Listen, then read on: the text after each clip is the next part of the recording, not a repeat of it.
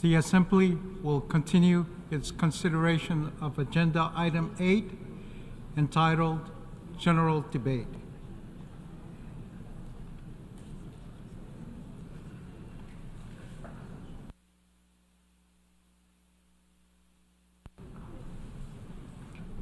The Assembly will hear an address by His Excellency Dixon Mitchell, Prime Minister and Minister for Infrastructure and Physical Development, Public Utilities, Civil Aviation and Transportation, and Minister for National Security, Home Affairs, Public Administration, Information, and Disaster Management of Grenada. I request protocol to escort His Excellency and invite him to address the Assembly.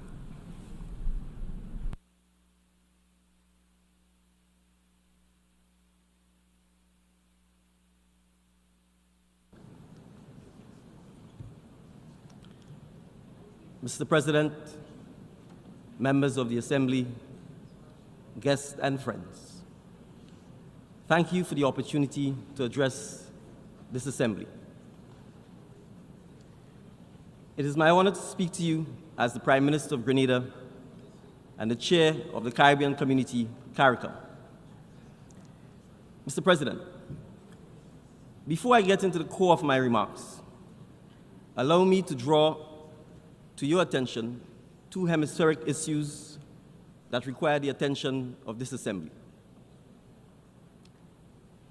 The first issue is that Cuba continues to face severe economic hardships.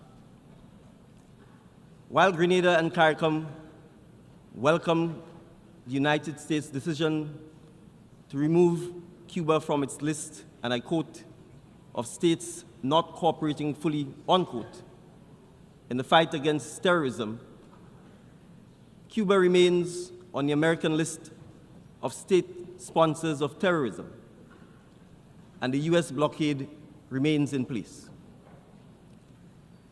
CARICOM is deeply troubled that the Cuban people have been forced to endure this 60-year imposition, which serves no constructive purpose and continues to harm the people of Cuba. We reiterate our call for the removal of Cuba from that list and the end of the blockade. Secondly, there is an urgent humanitarian crisis in Haiti, marked by acute food insecurity and a challenging security situation. We are grateful to Belize and Jamaica for sending security personnel to support the Kenyan troops, but the funding of the multinational security support mission remains critical. We are deeply interested in the United States' proposal to transition this mission into a formal United Nations peacekeeping operation.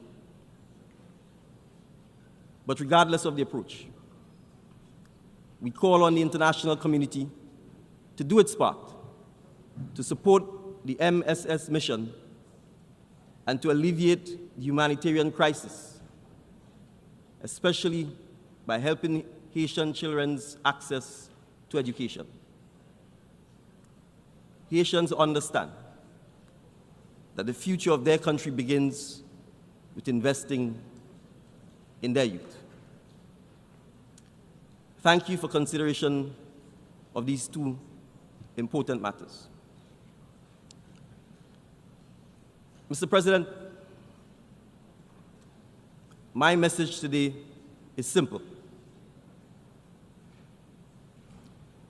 It can be summed up in one word: resilience. It is a trendy term, I realize. But for 16 million people in the Caribbean community, resilience is not merely a buzzword. It is the definition of daily life. Resilience resonates in our core as Caribbean people, making the most of tough circumstances and finding new ways to not only survive, but to thrive. So today, I want to speak about resilience in the face of climate change, paths to economic resilience, and the role of education in ensuring both. I will conclude by speaking about what Grenada and our fellow CARICOM nations are looking for in terms of international cooperation, but also what we bring to the table in return. Mr. President, the notion of resilience is not just a policy goal for me. It is deeply personal. And I tell you the story that you are about to hear, not because it is unique, but because at its heart, it is an experience that has been shared among so many of us in Grenada and the Caribbean. I was born in 1977 in a small hillside village in the parish of St. David in Grenada. Most households, including my own, did not have running water or electricity. We would walk to the public standpipe to fetch water in buckets. In my small agricultural community, the people I lived with worked the land or took up domestic work in town. At the time, that was common in Grenada. We were an agricultural island. We lived modest lives, built on hard work, community, and a sense of determination. But when I was quite young, that began to change. In 1979, Grenada experienced a political revolution that brought many changes. Education became a focus. So did tourism. Then, in 1983, when I was only 6 years old, the revolution came to a violent end, and we were thrust into the spotlight of global politics because of American intervention. It was a dividing line in our shared history and in minds. By 1989, both my parents had left the island to pursue opportunities overseas. My aunt helped to raise my siblings and me. In the years that followed, I continued my education. However, at that time in Grenada, education was not state-funded after age 16. So to continue my studies, I had to hustle. I had to develop entrepreneurial skills. I collected spice in the hills, and I sold it. Many of the kids in my village did the same. Those were frugal years, and I had to be disciplined. Once I finished my A-levels, I returned to teach at my high school, much to the amusement of my friends, many of whom were still attending high school there. But this role helped me to save for the next step in my educational journey: law school in the islands of Barbados and Trinidad and Tobago. So within a few years, I became a lawyer in Grenada with my own practice, serving clients locally and internationally. My personal resilience in the face of the many difficulties that crossed my path over the years allowed me to achieve the dream I sought. Finally, I was in a position to give back to my community. But, Mr. President, there is a limit to resilience. In 2020, something happened that none of us in this assembly were prepared for. As the COVID-19 pandemic began to take root in Grenada, I could see the strain on many of our people.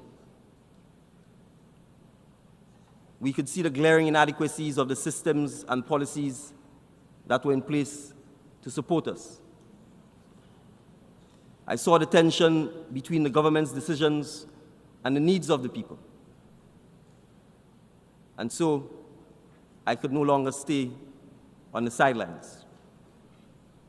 For months, I met with people who felt the same way I did, hoping to find ways to help our communities adapt to the challenges. But eventually, I realized that no matter how much we try to support change from the outside,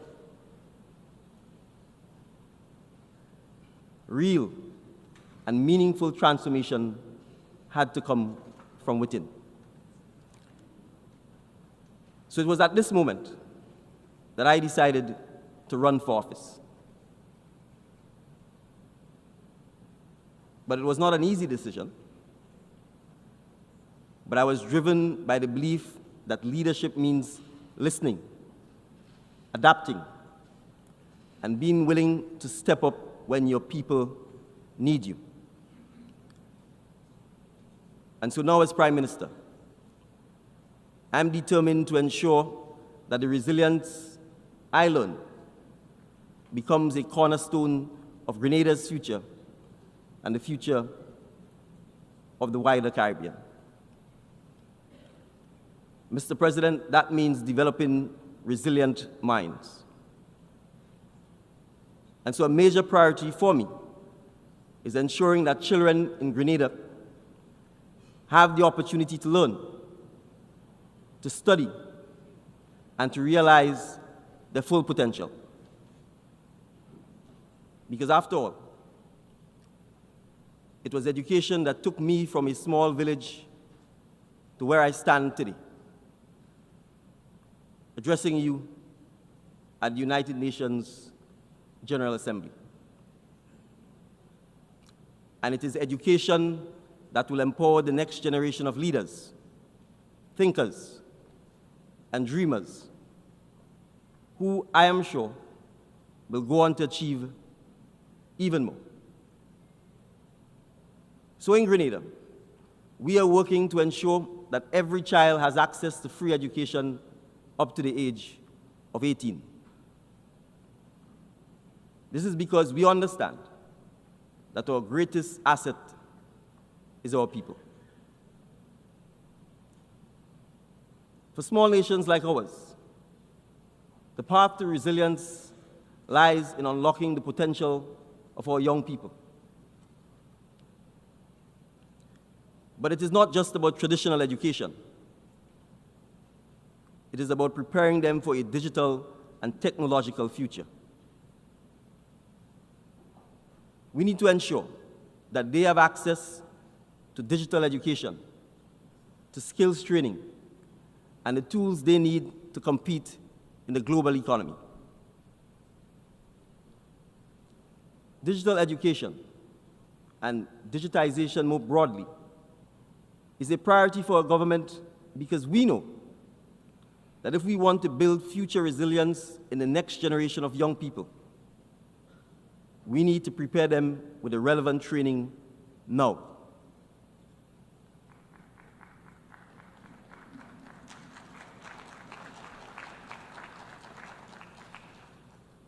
So at a time where it is possible to work in any market in the world, from anywhere in the world,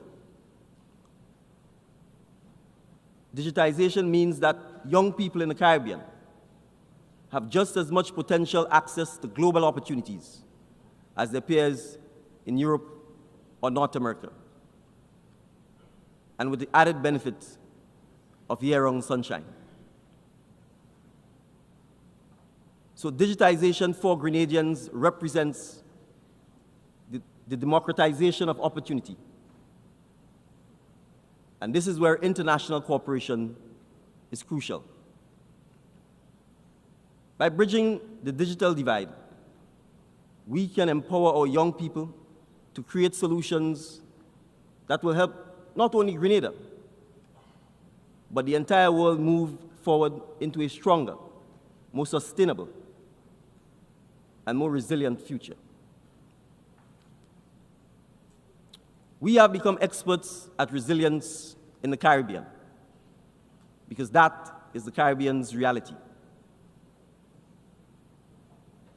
In Grenada, our resilience has been continually tested. One of our most challenging moments in recent history came in 2004, when Hurricane Ivan devastated the island, leaving destruction in its wake and forcing us to rebuild from the ground up. Less than 1 year later, we were struck by Hurricane Emily. And so we borrowed heavily. And while we were thankful that we were able to do so, the financial toll has been immense. For many years after, we struggled under the weight of that debt. Mr. President, only 3 months ago, that resilience was again tested when the islands of Carriacou and Petite Martinique, which form part of the tri-island state of Grenada, were hit by Hurricane Beryl, causing unimaginable destruction. And so again, this round of rebuilding will take months, if not years.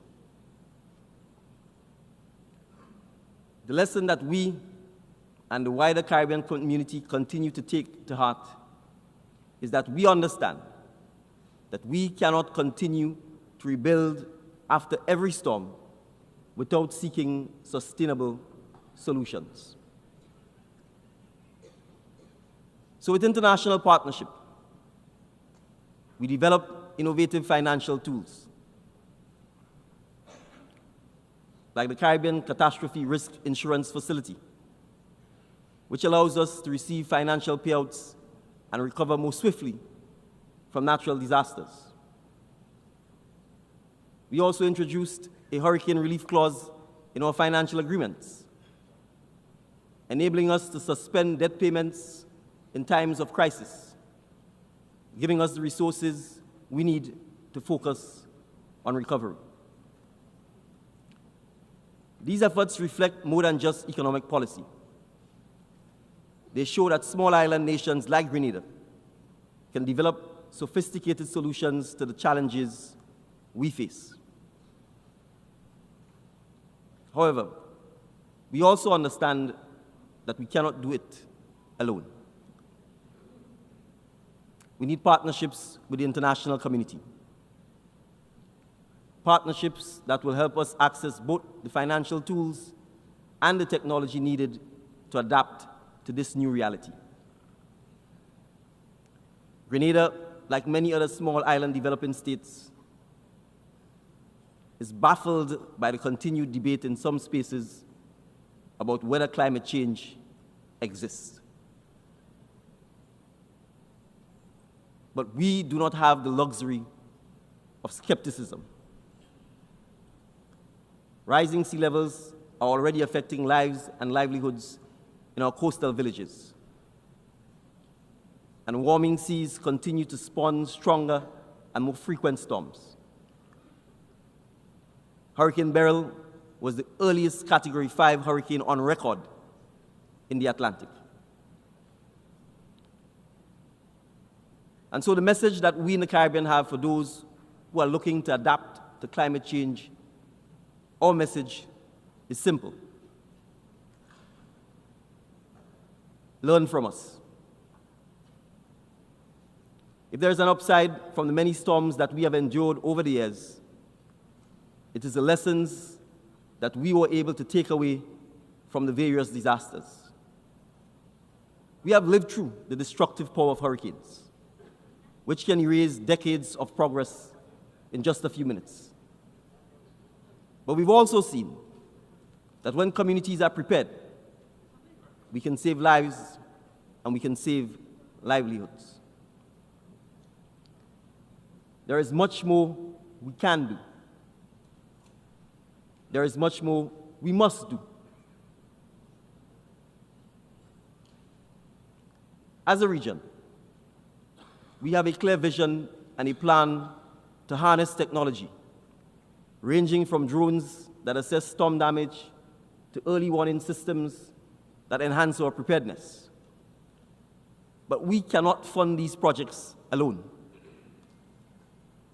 While nations like Grenada are doing our part, we need the international community to step up and support our efforts. We are asking for more than just financial aid. We are looking for partnerships where we can work together on climate adaptation.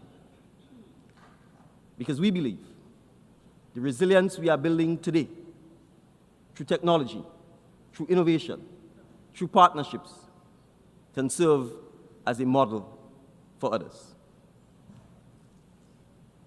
My friends, we are a living lab on the front lines of global climatic challenge. Let us help you. To paraphrase a famous tourism slogan, what happens in Grenada does not just stay in Grenada. The lessons we are learning can help nations facing their own climate crises, from wildfires in Canada to flooding in Europe. Join us in testing ideas and technologies that can make a difference beyond Grenada. So in concluding, Mr. President, friends, colleagues, resilience is not something that can be built overnight. It requires partnerships, innovation, and a shared commitment to a better future. Today, I invite the international community to join us. We are asking for the 100 billion promised to support climate adaptation and mitigation to be met. Partnership, in our case, requires concrete financial support to help us rebuild with greater resilience. But beyond that, we are also inviting the international community to partner with us so that we can share our experiences and learn from one another. In return, we offer our lessons in resilience. We offer the knowledge that comes from living with and dealing with the worst of climate change, from building back after devastation, and from finding innovative policies and programs to secure a digital future. Grenada, CARICOM, stand ready to share these lessons with the world. Because, my friends,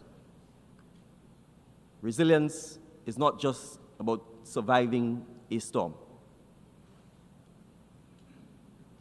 It is about ensuring that together we emerge from it stronger, more united, and more understanding of each other than ever before.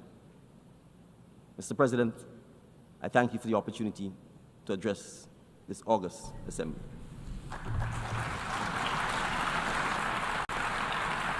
On behalf of the Assembly, I wish to thank the Prime Minister and Minister for Infrastructure and Physical Development, Public Utilities, Civil Aviation and Transportation, and Minister for National Security, Home Affairs, Public Administration, Information and Disaster Management of Grenada.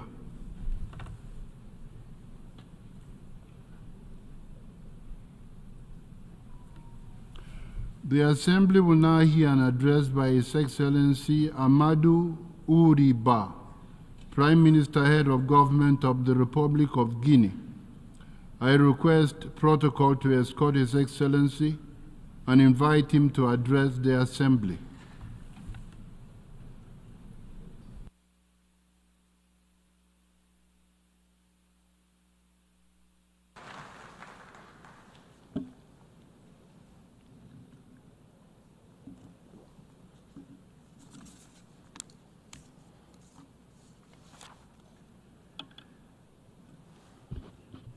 Monsieur le Secretary General, President Young, distinguished heads of state and government, distinguished delegates, I'm standing before you today on behalf of His Excellency, the General of the Armed Forces, Mamadi Doumbouya, President of the Republic of Guinea, with the honor and responsibility of representing a nation that is engaged in a historic transformation. We are here to reaffirm our determination to redefine our future, a future built on peace, justice, and dignity for all. Today, September 28th, 2024, there are 3 dates, 3 events, 3 moments that embody the spirit of resilience and freedom of our people. September 28th, 1958, the people of Guinea chose to vote overwhelmingly no in the referendum proposed by General de Gaulle, thus choosing immediate independence. On September 28th, 2009, this same people reclaimed, at a heavy price, the full enjoyment of their freedom, democracy, and dignity. Today, on September 28th, 2024, on this symbolic day for Guinea, we are here before this august assembly to reaffirm our freely made commitment toward these dynamics to build a future based on peace, justice, and dignity. At this time of great global turbulence, a time of conflict, growing inequality, and a climate crisis that threatens the existence of humanity, it is crucial that we be bold in our actions and united in our vision. This is my conviction as I stand before you. At the outset, I commend the United Nations, this unique space for dialogue and cooperation, where all nations, large and small, can meet on an equal footing to build a better world. Our faith in this institution is a profound one, for it reflects our common values, that is, peace, sustainable development, and respect for human rights. We know that the challenges we are facing today are great ones, but we also know that the spirit of solidarity and cooperation that have guided this organization since its creation is more crucial than ever.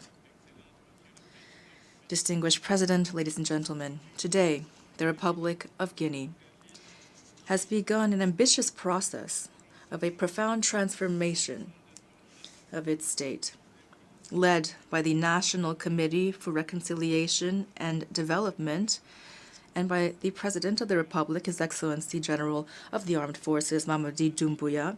We have chosen to turn the page on instability, to write a new history, a new story, that of a resilient nation that is reinventing itself to provide its people with a life full of dignity, freedom, and prosperity.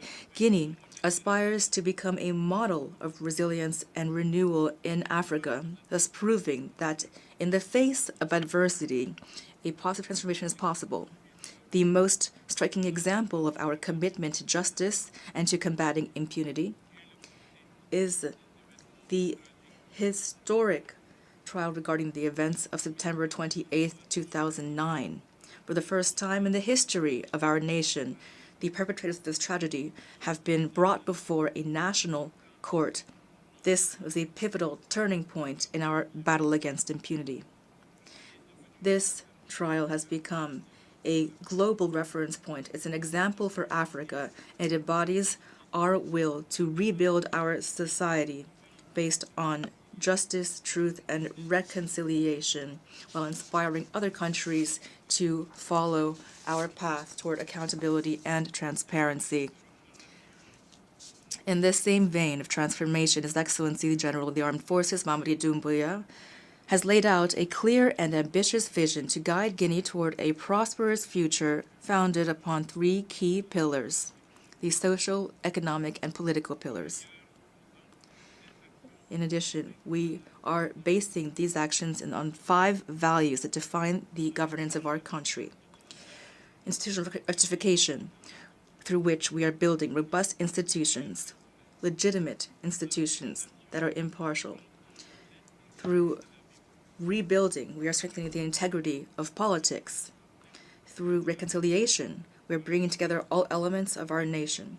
Through recovery, we are establishing transparent and responsible governance. And lastly, through repositioning Guinea, we are stepping up our commitment toward our global partners, ensuring active, dynamic cooperation with the world's institutions, both bilateral and multilateral. These values guide each step that we take toward national transformation in a spirit of justice, solidarity, and dignity. This national transformation is based on an emblematic project that embodies our vision for the present and future. That is the Simandou Mega Project and its ambitious Simandou 2040 program. Simandou 2040 was born as a mining project. Guinea now is building 670 kilometers of multi-use railways for mineral ore exploitation of the iron mines of Simandou. This project for 2040 is now much more than just a mining project. It's a model for comprehensive transformation for Guinea, which aims to build around this project a real social and environmental program in which humans and their environment can coexist in harmony. Unlike other countries that fell prey to the natural resource curse, we are trying to avoid that path. We've learned lessons from the past, and we are committed to making Simandou a lever for shared prosperity, stability, and sustainable growth. Ladies and gentlemen, in this process of transformation, we've drawn inspiration from the rich and diverse history of our country, a history that is marked by our ancestral values of justice, solidarity, and respect for human dignity. I remind you that most of the empires that existed in West Africa were based on our country, that is the current Republic of Guinea. Since the Kurukan-Fuga Charter, proclaimed in 1236, which laid the foundations of a just society by abolishing slavery and promoting equality and freedom for all, and all the way up into the establishment of the Futa theocracy, recognized as a land of asylum and protection for the oppressed fleeing the slave trade, Guinea has always been a bastion for humanist values and fair governance. These traditions, which can be found in the social structures of all of the country's regions, from Lower Guinea to Forested Guinea, where the collective management of resources and peaceful resolution of conflict are at the heart of our life together. Our national identity clearly is rooted in a quest for justice, empathy, peace, and solidarity. Today, we are building the future of our nation. We are reaffirming these values in our new draft constitution, which we are currently putting before the people of Guinea. We would like to build a modern state that incorporates these timeless principles, a state in which each citizen, regardless of their origins, culture, or faith, has a role to play in a harmonious and close-knit social fabric. Ladies and gentlemen, this path toward transformation cannot be accomplished single-handedly. We are calling for sincere and strengthened international support based on mutual respect, understanding, and support as we pursue our common goals. Guinea is not asking for compassion. Rather, it's proposing a partnership, an active and dynamic alliance, so we can come together to build a better world. This period also is a unique opportunity for Guinea to redefine its role on the international arena as a committed and responsible actor that contributes to regional stability and to peace in the world. We have taken active part in peacekeeping efforts led by the United Nations, and we will continue to do so. We are convinced that peace is the key precondition for development and justice. That is why we're willing to provide more than 650 police and gendarmes for the stabilization of Haiti, this martyr country. However, peace can only be achieved through strengthened cooperation and meaningful reforms of multilateral institutions. And that is why we must also rethink our approach to resolving persistent conflicts in the region of the Sahel. It is high time to transcend purely military responses. And it is time to promote an integrated strategy that combines economic development, institutional strengthening, and heightened regional cooperation. This approach should be focused on each community in this vast space to enjoy their freedom, respect, identity, and recognition of their own rights in a multi-ethnic and multi-faith state space. This is what can ensure national cohesion and peaceful coexistence. The Security Council of the United Nations today must truly reflect the diversity and aspirations of the world of today.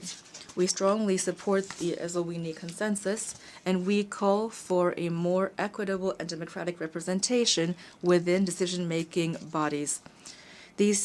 Africa, with its 54 member states, represent more than a fourth of the UN's member states. It can no longer be pushed to one side in decisions that concern global peace and security.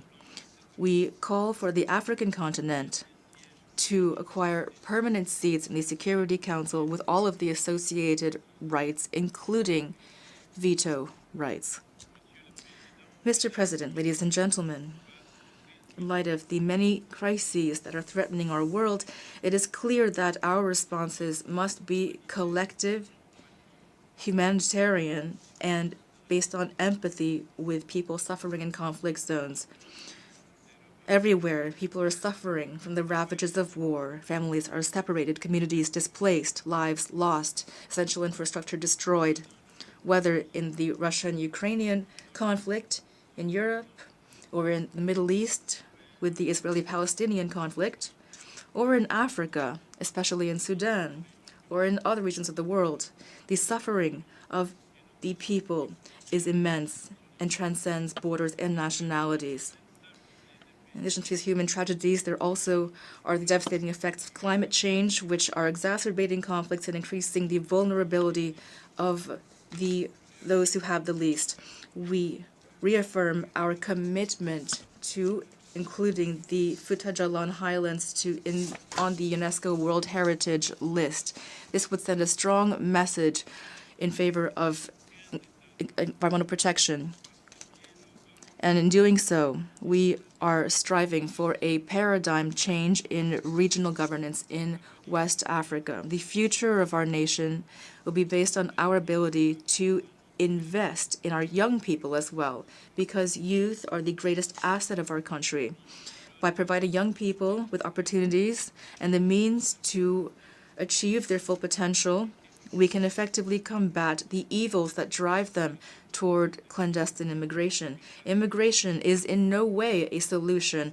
Rather, it is draining our country of its human resources, which are so precious. In addition, technological and digital advances must serve the interests of all.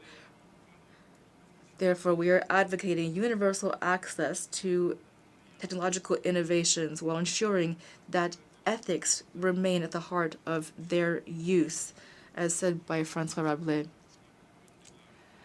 Science without conscience is the ruin of the soul.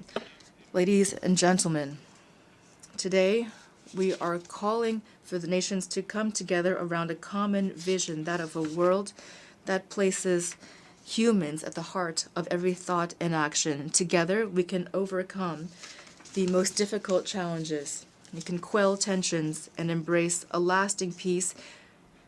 The world is waiting for us to do this. The United Nations was born to promote international peace and security, and it must act while there is still time to silence weapons and bombing.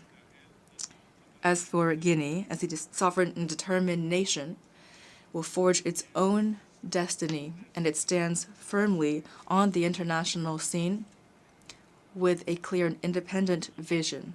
1 year ago, at this very podium, our head of state, General Mamadi Doumbouya, declared clearly our commitment to the interests of Africa with entire sovereignty, without being influenced by contradictory interests coming from outside the continent. Today, this principle continues to guide our actions. We favor, above all else, the development and prosperity of our continent. Such is the will of His Excellency General of the Armed Forces, Mamadi Doumbouya, and the people of Guinea, that our actions today forge a future of peace and light for all. Long live peace, together for a better world. Thank you.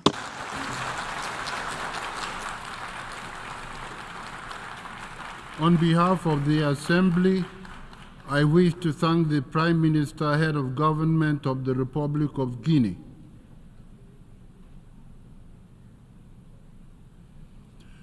The Assembly will hear an address by His Eminence Cardinal Pietro Parolin, Secretary of State of the Holy See. I request protocol to escort His Eminence and invite him to address the Assembly.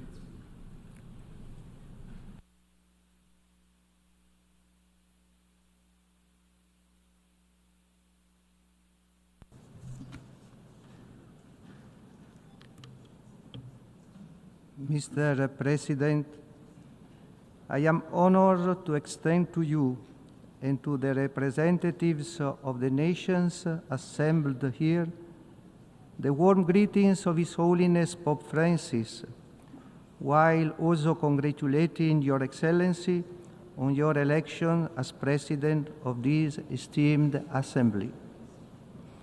Mr. President, the Holy See is deeply concerned that we are witnessing a worrying increase in the number of conflicts worldwide and the severity of their violence. These conflicts are responsible for a significant loss of innocent life and a vast amount of destruction. 75 years after the ratification of the Geneva Conventions, humanitarian law is still being undermined and increasingly being violated. The targeting of places of worship, educational institutions, medical facilities, and other civil infrastructure is a prevalent phenomenon. The Holy See calls for the strict observance of international humanitarian law in all armed conflicts. The situation becomes more complex when one considers the destabilizing role often played by violent non-state actors in many of the crises around the globe. It is imperative that this group seek a constructive engagement with states, renounce violence and acts of terrorism, and enter into legality. Peace is only possible if it is wanted. The pursuit of peace is a collective responsibility. It is imperative to move beyond rhetoric and the tendency to ascribe blame. However, the reality is that there is no genuine commitment to achieving peace.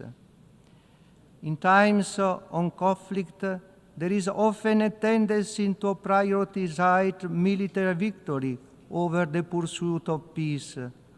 It is incumbent upon diplomacy to demonstrate unwavering dedication to pursuing every avenue for negotiation to establish enduring peace. To pursue peace, however, it is not enough simply to eliminate the instruments of war. Its root causes must be eradicated. Foremost among these is anger, a scourge that continues to afflict entire areas of our world, while others are marked by massive waste of food. Nevertheless, the prevailing tendency has been to maintain the growth in military expenditure while striving to fulfill the commitments made on sustainable development.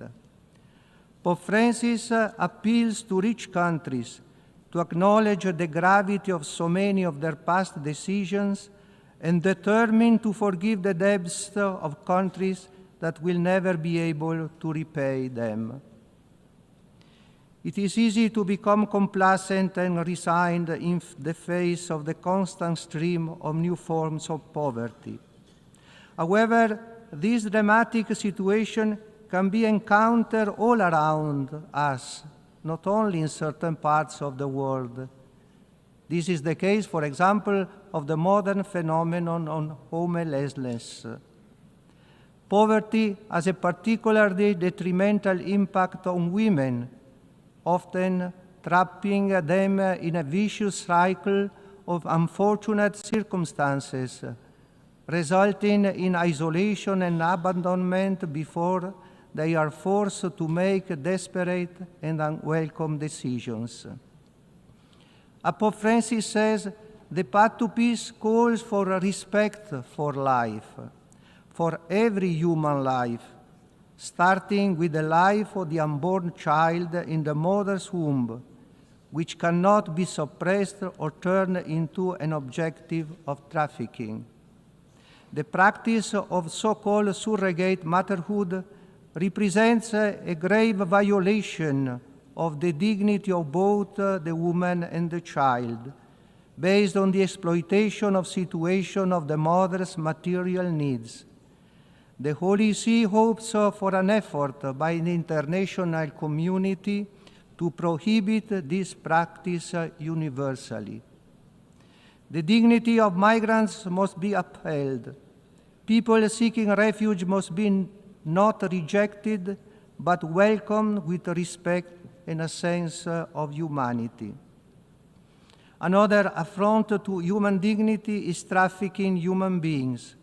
This illegal and above all dehumanizing practice must be stopped and the traffickers brought to justice. Closely related to the dignity of human life is the care of our common home. The effects of climate change are borne by the poorest countries, who contribute the least to it, but are those who carry the greatest burden of its effects. Opportunities and risks are also given by the rise of new technologies, particularly artificial intelligence.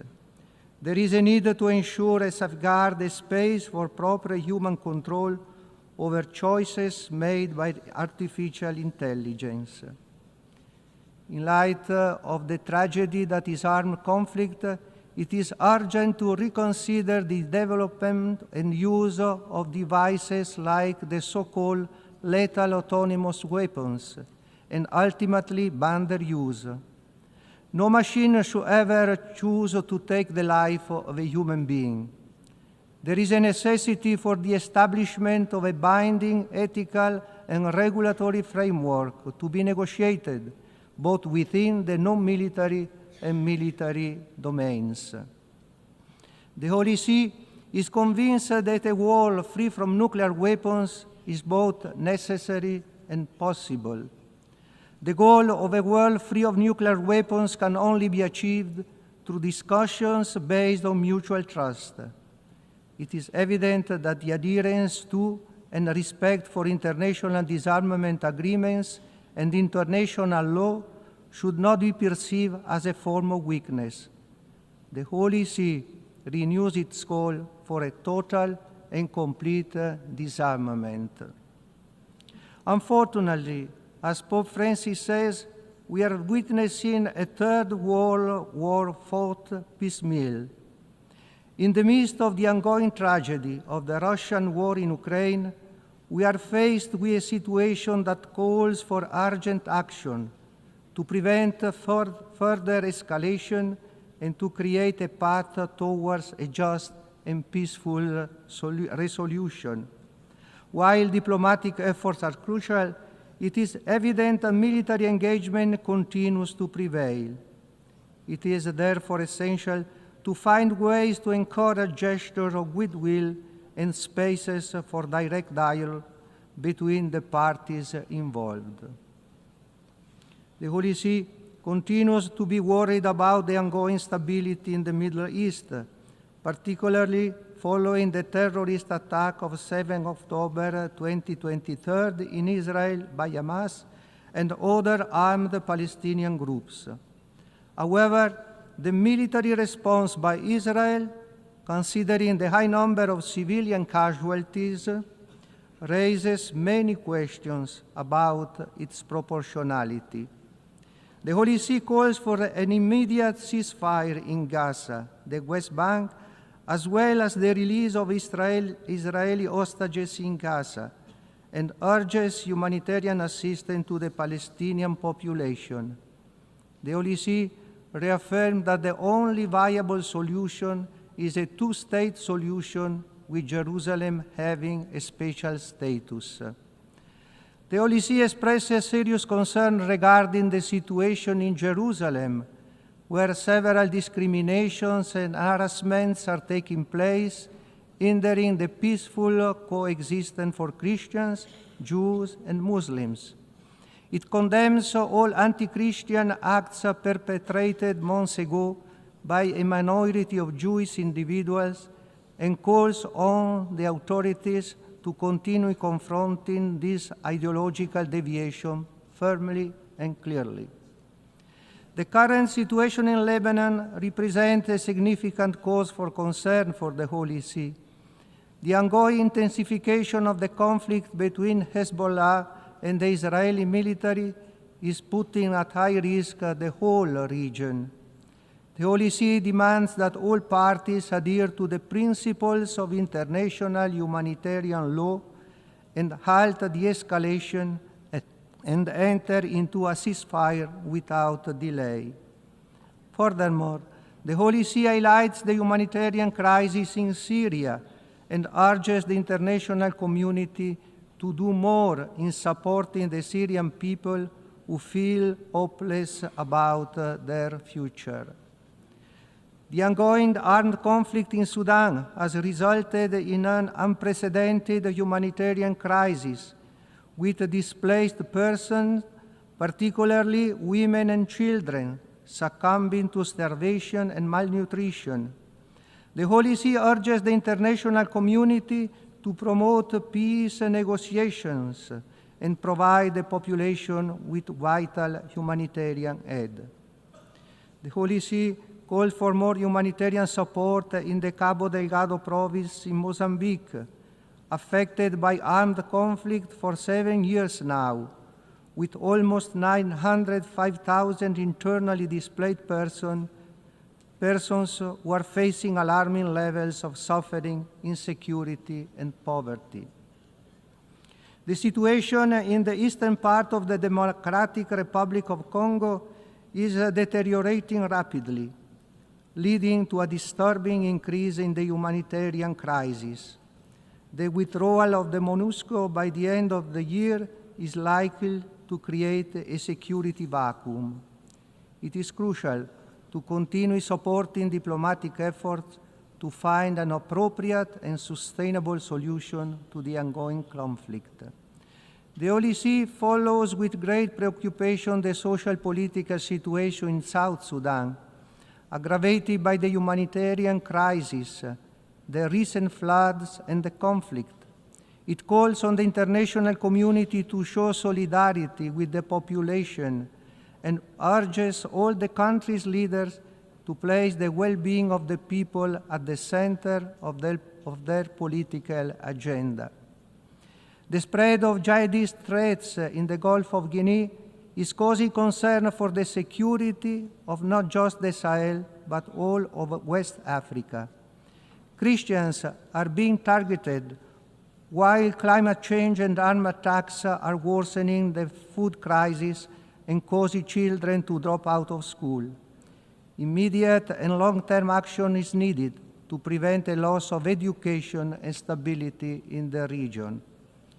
The OLC is following the dramatic situation in Haiti with apprehension and hopes that the steps that are being taken with the support of the international community to establish democratic order and stop the violence will lead to peace and reconciliation in the country. The dramatic situation and the dire need for humanitarian aid in Myanmar, which has been exacerbated by an increase in armed conflict in recent months and made worse by severe flooding, are also a source of deep concern. The OLC calls on all parties to seek a durable, peaceful solution to the situation and to ensure access for humanitarian aid to all affected communities without prejudice. The OLC follows with great attention to what is happening in Nicaragua. It is in particular concerned about the measures taken against the personnel and institutions of the Church, which directly affect the sensitive issues of religious freedom. It is hoped that in conjunction with the other fundamental rights of individuals and society, this freedom will be adequately guaranteed. For its part, the OLC is open to respectful and constructive dialogue with the authorities of the country, with a view to resolving difficulties and promoting peace, fraternity, and harmony for the benefit of all. The recent presidential elections in Venezuela have demonstrated that despite the numerous challenges faced, the Venezuelan people continue to place their trust in the democratic values enshrined in the Constitution. These democratic values are founded upon the sovereignty of the people, which is expressed through the act of voting.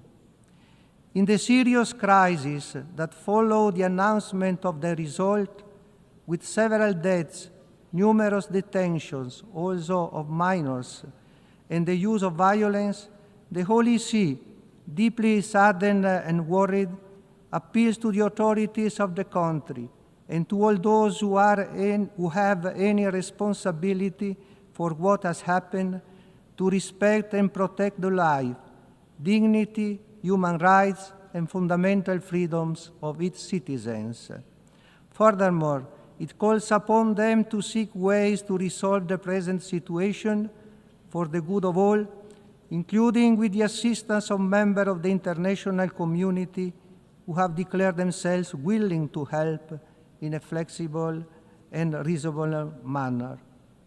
The OLC encourages the talks between Armenia and Azerbaijan so that they may continue the dialogue, assist the displaced persons, respect the places of worship of the different religious denominations, and reach a final peace treaty between the parties as soon as possible.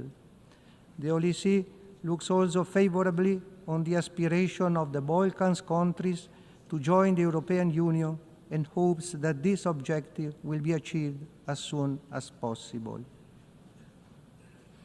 While disarmament fosters peace among nations, there is also a need to foster peace within societies through democracy. It is the result of a considered and committed acceptance of the values that inspire democratic procedures. Democracy is founded upon the tenets of freedom of expression and the fundamental principle of the respect for the will of the people. This implies that changes in the holders of power can occur. However, there is an increasing tendency to alter constitutions or to modify electoral rules and procedures for the purpose of remaining in power. Democracy entails respect for the established rules and the recognition of the expressed will of the people. Pope Francis made it clear that the path to peace calls for respect for human rights. Regrettably, in recent decades, attempts have been made to introduce new rights, leading to instances of ideological colonization, in which gender theory plays a central role. The latter cancels differences in its claim to make everyone equal. It does not even help ensuring the harmony between women and men. It is also inconceivable to associate the concept of right with the practice of abortion, which involves the taking of an innocent life. The Holy See is profoundly alarmed that some of the most common violations of human rights occur in the area of religious freedom. Christians are the most vulnerable in this regard, where 1 in 7 are subjected to persecution. Mr. President, there is a need to recover the roots, the spirit, and the values that gave rise to this organization, while at the same time taking into account the changed context. The first and most necessary reform needed is the return to a sincere and open dialogue. It is evident that without dialogue and an open exchange of perspectives, even when there is disagreement, consensus and agreement cannot be reached. The Holy See, as it has done in these last 6 decades of presence at the UN, continues to support the work of the organization, making its voice heard in defense of the poor, of those in vulnerable situations, supporting every peace process and initiative. Thank you, Mr. President.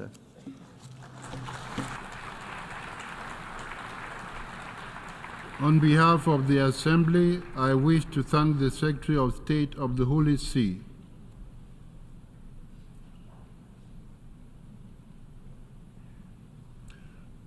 I now give the floor to His Excellency Wang Yi, Special Representative of President Xi Jinping, member of the Political Bureau of the CPC Central Committee, and Minister for Foreign Affairs of China.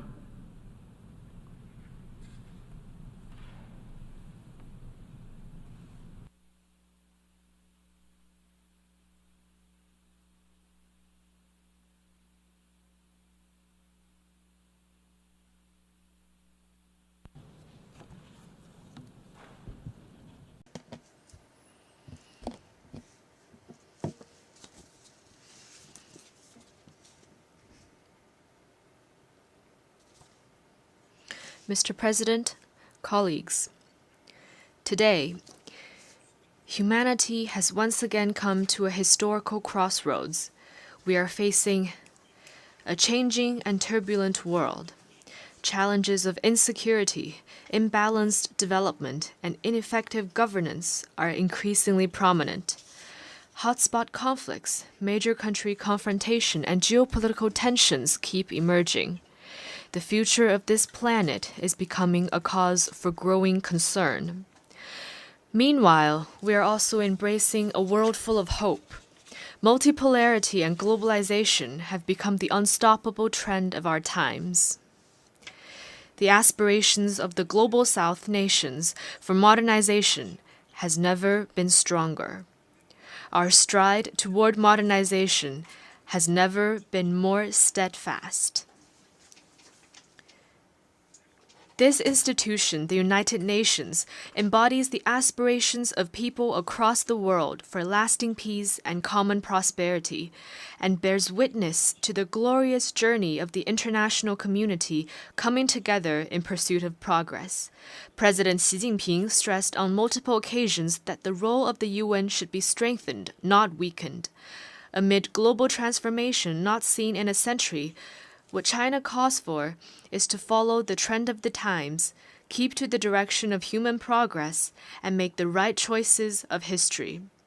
What China proposes is to uphold peaceful coexistence and put in place a security architecture that ensures enduring stability, uphold openness and inclusiveness, and foster a development paradigm that promotes shared prosperity, uphold harmony without uniformity, and adopt an approach to civilizations that promotes exchange and mutual learning, and adopt fairness and justice and develop a governance structure that pulls strengths for shared benefit. In today's world, the security of all countries is tied together. In face of various kinds of global challenges and risks, no one can stay immune or enjoy security alone. Countries need to be guided by a vision of common, comprehensive, cooperative, and sustainable security.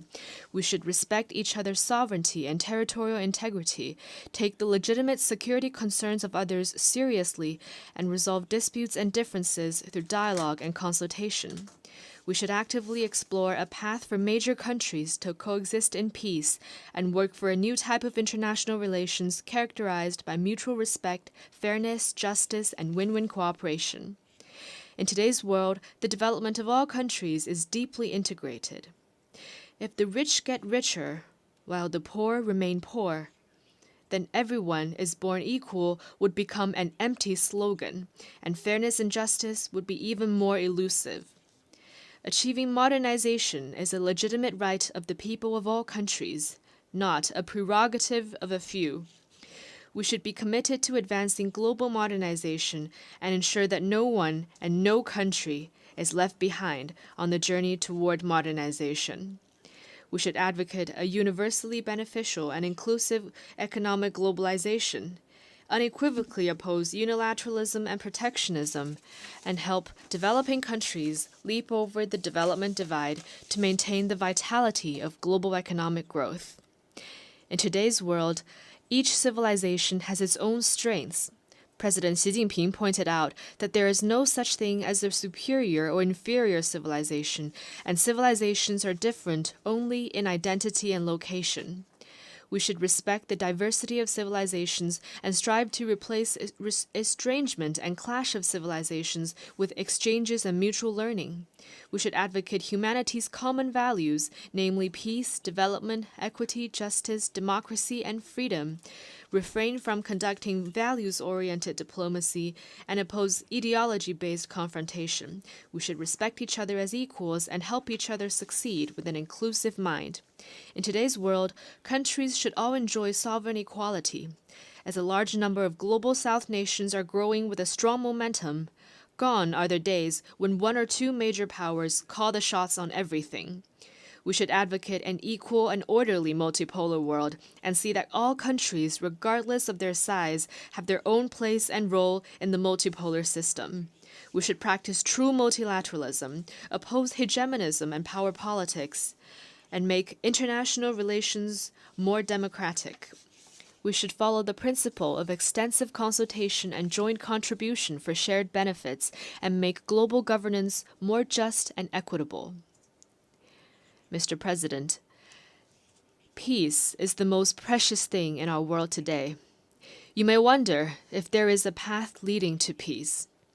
In fact, peace is the path.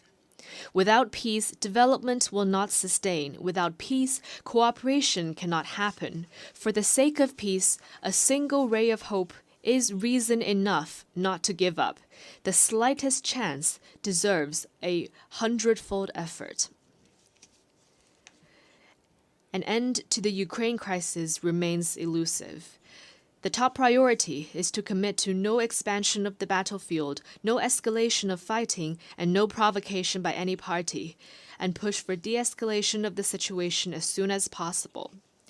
China is committed to playing a constructive role, engaging in shuttle mediation and promoting talks for peace, not throwing oil on the fire or exploiting the situation for selfish gains. At this session of the General Assembly, China, Brazil, and other countries in the Global South have jointly launched the Group of Friends for Peace. Its very purpose is to uphold the purposes and principles of the UN Charter, build consensus for a political settlement of the crisis, and contribute to a prospect of peace. The question of Palestine is the biggest wound to human conscience. As we speak, the conflict in Gaza is still going on, causing more casualties with each passing day. Fighting has started in Lebanon again, but might cannot replace justice. Palestine's long-held aspiration to establish an independent state should not be shunned anymore, and the historical injustice suffered by the Palestinian people should not be ignored anymore. There must not be any delay in reaching a comprehensive ceasefire, and the fundamental way out lies in the two-state solution. China has always been a staunch supporter of the just cause of the Palestinian people to regain their legitimate national rights and a staunch supporter of Palestine's full UN membership. We have recently helped to bring about breakthroughs in intra-Palestine reconciliation and will continue to work in concert with like-minded countries for a comprehensive and just settlement of the question of Palestine and durable peace and stability in the Middle East. The issue of Afghanistan concerns regional peace and security. It is important to help the country exercise prudent governance, fight terrorism effectively, improve people's life, and reinvigorate the economy to create a better life or future for the people of Afghanistan. The Korean Peninsula should not experience war again. The important thing is to make persistent efforts for de-escalation, commit to seeking solutions through dialogue and consultation, realize a transition from the armistice to a peace mechanism, and safeguard peace and stability on the peninsula. China is deeply aware that Asia needs stability and development and opposes division and conflict. As an important origin of human civilization and a key engine of global growth, Asia has the wisdom and capability to stabilize the situations through regional cooperation and handle differences properly through dialogue and consultation. We are firmly against the meddling by countries outside the region, and will firmly resist attempts by any force to stoke trouble and confrontation in the region. Mr. President, as the world faces increasingly serious challenges, China has never opted to be an indifferent spectator. Instead, we've been playing a bigger part in global governance than ever before. President Xi Jinping has put forth the Global Development Initiative, the Global Security Initiative, and the Global Civilization Initiative in recent years. They carry China's wisdom for resolving various difficult issues confronting humanity and bring impetus from China for improving global governance. In the face of uneven and inadequate global development, China's proposal is to put development at the top of the global agenda, focus on delivering the Sustainable Development Goals of the UN 2030 Agenda, increase input in development, and help developing countries better respond to different risks and challenges. At the recent Beijing summit of the FOCAC on China-Africa cooperation, President Xi Jinping outlined 10 partnership actions to be taken together with Africa to advance modernization, and announced the decision to give over 40 LDCs, including those in Africa, zero tariff treatment for 100% tariff lines. China is the first major developing country and the first major economy to take such a significant step. In the face of unilateral bullying acts such as sanctions and blockade, China firmly supports countries in defending their legitimate rights, upholding the equity and openness of the international system, making global development more coordinated and beneficial for all, and jointly opposing technology blockade and rejecting decoupling or severing supply chains. Sanctions and pressure will not bring monopolistic advantages. Suppressing and containing others will not solve problems at home. The right of people of all countries to pursue a better life should not be taken away. Here, we once again urge the United States to completely lift its blockade, sanctions, and terrorism-related designation against Cuba. In the face of aggravating ecological challenges, China is firmly committed to a path of green, low-carbon, and sustainable development. We will move from carbon peaking to carbon neutrality in the shortest time span in world history, contributing China's efforts to harmonious coexistence between humanity and nature. At the global level, the principle of common but differentiated responsibilities must be upheld, and the Paris Agreement must be implemented in earnest. Developed countries should assist developing countries in developing their capacity to cope with climate change. Touting the need of climate response while suppressing the green industries of others will only hold back global progress toward green transition. In the face of burgeoning artificial intelligence, China is committed to taking a people-centered approach, developing AI for good, and putting equal emphasis on development and security. We are working to explore and establish widely recognized international rules and standards. China supports the UN's role as the main channel for global AI governance and is committed to strengthening international cooperation on AI capacity building. China has put forth the AI Capacity Building Action Plan for Good and for All, and we are ready to make more contribution to the sound, orderly, fair, and inclusive development of AI. In the face of the task of human rights protection, China maintains that all countries' right to independently choose their path of human rights development should be respected. No country should impose its own will on others or interfere in others' internal affairs in the name of human rights. In human rights protection, China is committed to putting people first and promoting the free and well-rounded development of the people. We have found a path of human rights development that suits China's national conditions. China is ready to engage in equal-footed dialogue and exchanges with all countries and UN human rights bodies and jointly promote the sound development of the global human rights cause. Mr. President, Taiwan is an inalienable part of China's territory. This is the history and the reality. Both the Cairo Declaration and the Potsdam Proclamation stated in explicit terms that all the territories Japan had stolen from the Chinese, such as Taiwan and the Penghu Islands, shall be restored to China. And this constitutes an important part of the post-war international order.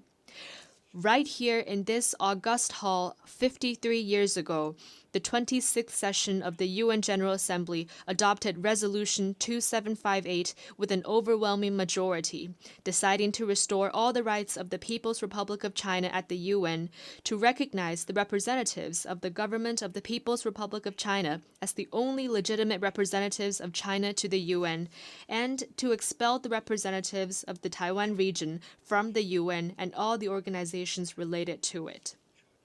Once and for all, the resolution resolved the issue of the representation of the whole of China, including Taiwan, in the UN. It made clear that there is no such thing as two Chinas, or one China, one Taiwan. On this matter of principle, there is no gray zone or room for ambiguity. The complete reunification of China will be achieved. Taiwan will eventually return to the embrace of the motherland. This is the overwhelming trend of history that no one and no force can stop. Mr. President, in a few days' time, the People's Republic of China will celebrate the 75th anniversary of its founding. Over the past 75 years, no matter how the world changes, China's dedication has not changed. It is dedicated to pursuing happiness for the Chinese people and the rejuvenation of the Chinese nation. It is also dedicated to human progress and world harmony. In the course of seeking its own development, China has kept in mind the common interests of the whole world, generating new opportunities for the world through its own development. Not long ago, the third plenum of the 20th CPC Central Committee made an important decision on further deepening reform comprehensively to advance Chinese modernization. It will set in motion a new journey where China joins hands with the world in common development and progress. Chinese modernization will contribute robustly to world peace. The Chinese culture values peace, and the Chinese nation has no tradition of external expansion. China, once a victim of foreign power bullying, knows full well the value of peace and the hard-won gains of development. In fact, China is the only major country that has written peaceful development into its constitution, and the only country among the 5 nuclear weapon states to pledge no first use of nuclear weapons. We're actively exploring and putting into practice the Chinese way of addressing hotspot issues, boosting the prospects for resolving the security dilemma and improving security governance, and paving the ground for conflict settlement and peace building. Every step in China's development is an increase in the force for peace. Chinese modernization will contribute robustly to common development for all. China does not only care about its own development, we are ready to develop hand-in-hand with all countries. By further expanding high-standard opening up, China is aligning proactively with high-standard international economic and trade rules to foster a market-oriented, law-based, and world-class business environment. China has realized full mutual visa exemption with many countries and is expanding its unilateral visa waiver program to facilitate two-way personnel flows. China is vigorously promoting high-quality Belt and Road cooperation, a concrete step to support the 2030 Agenda for Sustainable Development. China will also speed up the implementation of the 8 measures in support of Global South cooperation and the series of initiatives supporting Africa's peace and development, in order to help countries in the Global South stride toward modernization. Chinese modernization will contribute robustly to improving global governance. China has been an abiding supporter of the UN's continued reform and development to bring about a modernized UN 2.0. The international financial system needs to be more fit for the times, and global governance should be more balanced and effective. China will continue to fulfill its international obligations, provide financial support, and send our best minds to the United Nations. The UN system needs to respond to the legitimate calls of developing countries and increase the representation and voice of those in the Global South. Chinese modernization will contribute robustly to the advancement of human civilization. Chinese modernization is rooted in China, but has also drawn on the achievements of other civilizations. It has created a new form of human advancement and provided a new choice to other countries in exploring modernization paths. China advocates that different civilizations respect and learn from each other to jointly advance the cause of human civilization. China has proposed the setting up of an international day for dialogue among civilizations. We call for more people-to-people exchanges and cooperation across the world to promote understanding and amity among people around the world. Mr. President, next year will mark the 80th anniversary of the victory of the World Anti-Fascist War and the founding of this very organization. China stands ready to work with all countries to renew the founding purposes and mission of the UN, reaffirm our steadfast commitment to the UN Charter, advocate and practice true multilateralism, build a community with a shared future for mankind, and jointly usher in a better world. Thank you.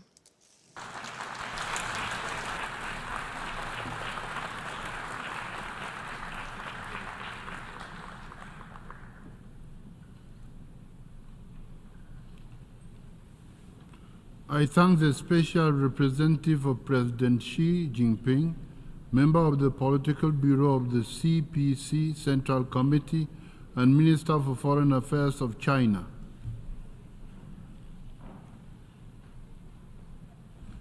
I now give the floor to His Excellency Murat Netlu, Deputy Prime Minister and Minister of Foreign Affairs of Kazakhstan.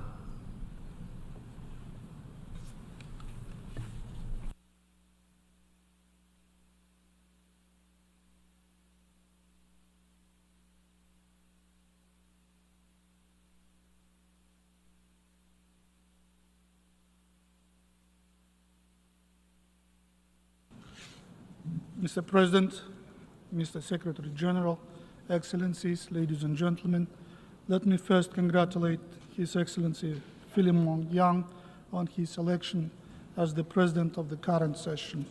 I assure him of my country's full support and wish him every success in his noble endeavors. Excellencies, as we gather here, global system is dangerously close to a breaking point. Dozens of our fellow member states represented in this August hall are gripped by conflict and instability, claiming many thousands of lives. Entire continents are affected by the climate crisis.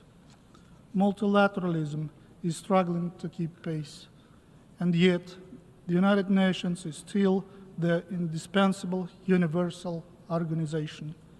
After almost 8 decades, it remains a vital platform for dialogue and cooperation on the most acute issues of our time. This undeniable fact compels states to keep working through the UN towards a sustainable world. It reinforces our determination to seek global peace and stability. And this green podium, this hall, remind us that no nation, no matter how powerful, can tackle global problems alone. Excellencies, the plight of millions of conflict victims worldwide across the Middle East, Eastern Europe, and parts of Africa deserve immediate, decisive, and collective action. But the UN Security Council's decision-making process is paralyzed, as underscored by the Secretary General. This sad reality undermines the credibility, legitimacy, and effectiveness of the organization as a whole. Having annual discussions about reforming global institutions is no longer enough. It is time to enact the change our world so desperately needs. Last year, from this podium, President Kassym-Jomart Tokayev of Kazakhstan introduced the initiative of World Unity for Just Peace and Harmony.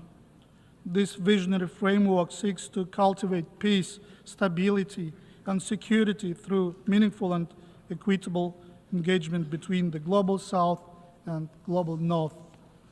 The voice of middle powers and developing nations are vital in bridging divides, and nurturing a more effective international security architecture. It is in this spirit that I invite all nations to embrace my country's initiative. Together, we can pave the way for a more harmonious and united world. Excellencies, the pressing risk of another nuclear arms race is exacerbating geopolitical polarization. For over 4 decades, Kazakhstan's people and land were subject to the devastating effects of 456 nuclear tests. Nuclear disarmament and non-proliferation are key pillars of my country's foreign policy. Kazakhstan is therefore deeply concerned by the escalating rhetoric of nuclear threats. We appeal to all nuclear states to adhere to the Non-Proliferation Treaty and Comprehensive Nuclear Test Ban Treaty. I also urge those countries who have not joined the treaty on the prohibition of nuclear weapons to do so as soon as possible for the safety, stability, and survival of our world. As the chair of the 3rd meeting of the TPNW, we will promote establishment of an international trust fund for assistance to victims of nuclear tests. Excellencies, another existential threat to no nation can afford to ignore is climate change. This year is expected to be the hottest on record. Droughts, floods, and other weather calamities continue to cost lives and damage economies around the globe. We therefore call again on G20 countries and multilateral development banks to share the burden by providing green technologies and concessional financing to low and middle-income countries in line with the Paris Agreement. Our region stands on the front line of global warming, despite accounting for only 1% of global emissions. Central Asia will face an above-average 2.5-degree increase in temperatures by 2050. This sober reality has deepened our commitment to addressing climate change. That is why my country will host the Regional Climate Summit in 2026 aimed at further enhancing cooperation among UN members on climate resilience and green transition. One of the consequences of climate change is water scarcity across the world. It undermines food, energy, ecological systems on every continent. 1 in 4 people today lacks access to safe drinking water. And if this trend continues, by 2050, more than 5 billion could suffer water shortages. In Central Asia, by that time, water deficiency will affect 25 to 30% of the population. Meeting this challenge requires both serious political will and resources, including scientific and economic ones. As the current chair of the International Fund for Saving the Aral Sea, Kazakhstan is working with regional partners on a long-term and sustainable cooperation mechanism for the effective use of water and energy resources in Central Asia. Our approach takes into account the interests of all stakeholders in irrigation, hydropower, and environmental protection. Excellencies, the largest landlocked country, Kazakhstan, actively promotes the interests of all LLDC countries in addressing the multifaceted challenges our group faces. Despite significant strides, we are still far from implementing the Vienna Programme of Action. We are lagging on critical indicators, particularly the adoption of innovative technologies for trade facilitation and the development of transit and transport corridors. These challenges magnify the vulnerability of LLDC's choke of investments, diminish trade, and escalate the debt burden. Furthermore, our geographical constraints prevent us from integrating fully into global trade and economic processes on an equal footing. We are dedicated to advancing our group's vital interests globally and regionally. My country is already a bridge for 80% of overland transit cargo traffic between Asia and Europe.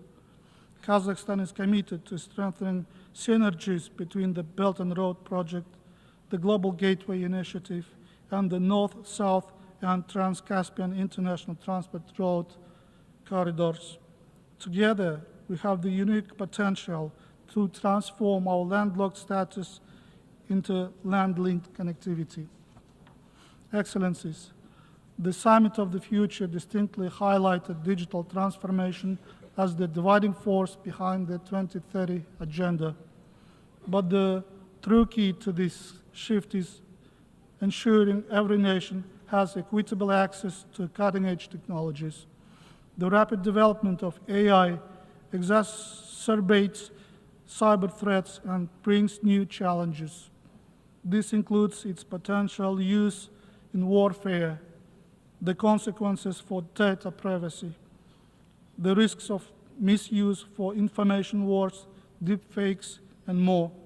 Kazakhstan believes the UN can and must play a leading role in this revolutionary field. We urge technologically and digital advanced states to take an active part in developing common ethics and standards to govern AI in the most responsible and peaceful way. The establishment of a UN AI office would be a welcome step in this direction. Excellencies, in the current geopolitical landscape, Central Asia is increasingly asserting itself in global affairs. Our region is not only a crossroad of cultures and economies, but it is also rapidly transforming into a bridge for cooperation between East and West. We adhere to the formula successful Central Asia, successful Kazakhstan. Along with our partners, we are building a more connected and resilient Central Asia through a set of C5+ dialogue platforms. Today, our regional agenda also includes the development of Afghanistan into a stable and predictable state, a reliable trade partner.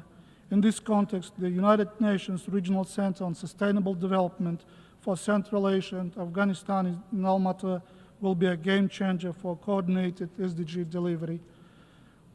We do hope this initiative, innovative undertaking will receive broad support from member states. Excellencies, upholding human rights is not merely an aspiration, but one of the key prerequisites of sustainable development. It's also the best antidote against those inequalities that are often the root cause of instability and conflicts. Our national reforms aim to build a just and fair Kazakhstan based on inclusivity, transparency, and the rule of law. My country has abolished the death penalty, instituted a zero-tolerance policy against torture, and strengthened national preventive mechanisms. To reinforce our commitment to the values of life and humanity, Kazakhstan, along with our Central Asian neighbors and Mongolia, is spearheading the initiative to become the first region entirely free of the death penalty. Safeguarding women's rights and ensuring children's safety are top priorities of my President and government. We are advancing the UN Human Rights Council agenda by proposing impactful resolutions focused on child education, and combating domestic violence. Being one of the champions of repatriation of women and children from conflict zones in the Middle East, Kazakhstan will host an international conference in 2025 on best practices in the field of repatriation and reintegration. Through partnership with the UN volunteers, we are creating new opportunities for young people and actively promoting 2026 as the International Year of Volunteers for Sustainable Development. Excellencies, ladies and gentlemen, both at home and on the global stage, Kazakhstan and its people stand resolute in our commitment to build a peaceful, prosperous, and sustainable future. Central to this mission is our unwavering dedication to the 2030 Sustainable Development Agenda, embodying our shared aspiration for humanity. As we look ahead to the 80th anniversary of the United Nations next year, I urge all states to unite in the full implementing this ambitious agenda. We have the chance to transform this upcoming historical milestone into a true celebration of shared achievements. Let the Summit of the Future and the UN General Assembly session mark the beginning of a transformative journey towards a brighter and more inclusive future for all of us, our children, and coming generations. Thank you.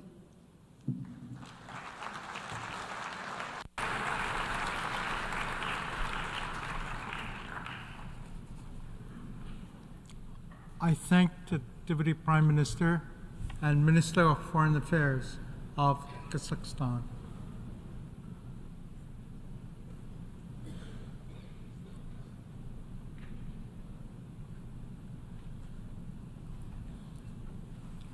I now give the floor to His Excellency Chenda Sovia Sok, Prime Minister of Cambodia.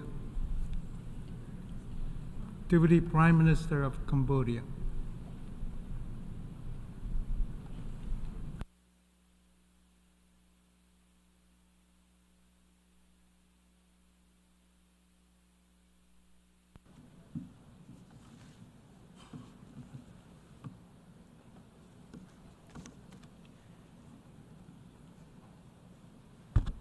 Mr. President, Excellencies, distinguished delegates.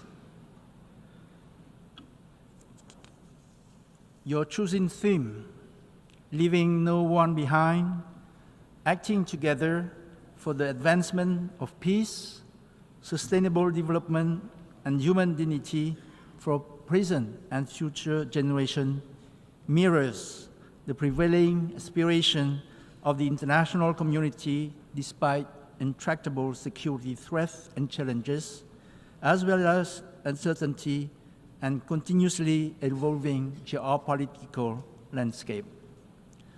The current picture of the world is grim. Violent armed conflict in Ukraine, Gaza, Lebanon, Sudan, Myanmar, and many other parts of the world rage on despite efforts to de-escalate them. Worse, with intensifying geopolitical tensions, any misstep in various flashpoints may trigger a regional or even global war, potentially involving nuclear weapons. Military spending has surged across the world, draining resources that could be used to address multiplying non-traditional threats that no single country can effectively tackle alone, such as climate change, pandemics, food insecurity, technological disruption, transnational crime, and backsliding on SDGs. Mr. President, distinguished delegates, Cambodia cannot emphasize enough the urgency for all of us to act together to confront these daunting challenges. It is critical that the principle of the UN Charter and international law remain the backbone of the world order and global cooperation. The use of diplomacy and mediation must be prioritized to resolve conflict and prevent de-escalation. Cambodia believes that sustainable peace can be achieved only through meaningful dialogue based on mutual respect, genuine goodwill, tolerance, and a commitment to peaceful coexistence. Based on these core principles, Cambodia sees great merit in the new agenda for peace presented by the UN Secretary General and support the actions laid out in the Pact for the Future for promoting international peace and security. Also based on these principles, Cambodia hopes for a prompt end to the war between Russia and Ukraine through diplomacy and dialogue based on equal respect. We commend all effort to de-escalate the fighting and all initiatives that seek to end the war through peaceful means and that engage all sides to work together towards a lasting peace. On the Palestine-Israel conflict, Cambodia remains committed to its long-held support for a two-state solution in accordance with the relevant UN resolutions. We believe this plan is the only way Palestinian and Israeli can heal their prolonged antagonism and live side by side peacefully. Cambodia supports the establishment of the State of Palestine and Palestine's bid to become a full member of the United Nations. Cambodia condemns all acts of terrorism and calls for dialogue to stop the ongoing war and the ever-worsening humanitarian crisis in Gaza. We are deeply concerned over the prospect of an all-out region-wide war in the Middle East with the latest report on intensifying fighting in Lebanon. The current rapid escalation of war in this region must stop. Members of the international community must insist on all sides to work proactively to seek ways to defuse the very grave situation now. The crisis in Myanmar remains a serious concern to us. Cambodia, along with other ASEAN member states, is committed to the ASEAN 5-point consensus as the basis for peaceful and inclusive solutions. We stress the importance of fostering an environment conducive to dialogue and to ceasefire negotiations. We also emphasize the need for humanitarian relief and for Myanmar-owned and Myanmar-led political process aimed at a lasting peace and reconciliation. ASEAN, on the strength of its diversity, should continue to lead the effort to help Myanmar restore normalcy under Laos chairmanship. On the other hand, Cambodia welcomes the appointment of UN Secretary General on Myanmar and look forward to her working closely with the ASEAN Chair, own Special Envoy on Myanmar. A final point. Cambodia opposes unilateral coercive measures. They have a detrimental impact on ordinary citizens in targeted nations. Sanctions and economic blockades disproportionately harm the most vulnerable and impede achievement of the Sustainable Development Goals. Mr. President, distinguished delegates, let me touch now on leaving no one behind. Given Cambodia's own dark past, we believe that peace is the key prerequisite for development, especially development that is sustainable and inclusive. Cambodia sees the attainment of sustainable development and human dignity for every individual as an absolute necessity. Cambodia's current long-term development strategy, called the Pentagonal Strategy, aims to build Cambodia into a vibrant and just society that thrives on lasting peace, political stability, good governance, and respect for the rule of law. With economic growth projected to reach 6% in 2024, Cambodia is on track to further reduce poverty to below 10% by 2028. It is also on track again to gain upper middle income status by 2030 and high income status by 2050. How do we get there? First, Cambodia will give top priority to building its human capital to meet the demand of the digital age. We will invest more on, first, quality education, science, and technology. Second, training and technical skill. Third, health and well-being.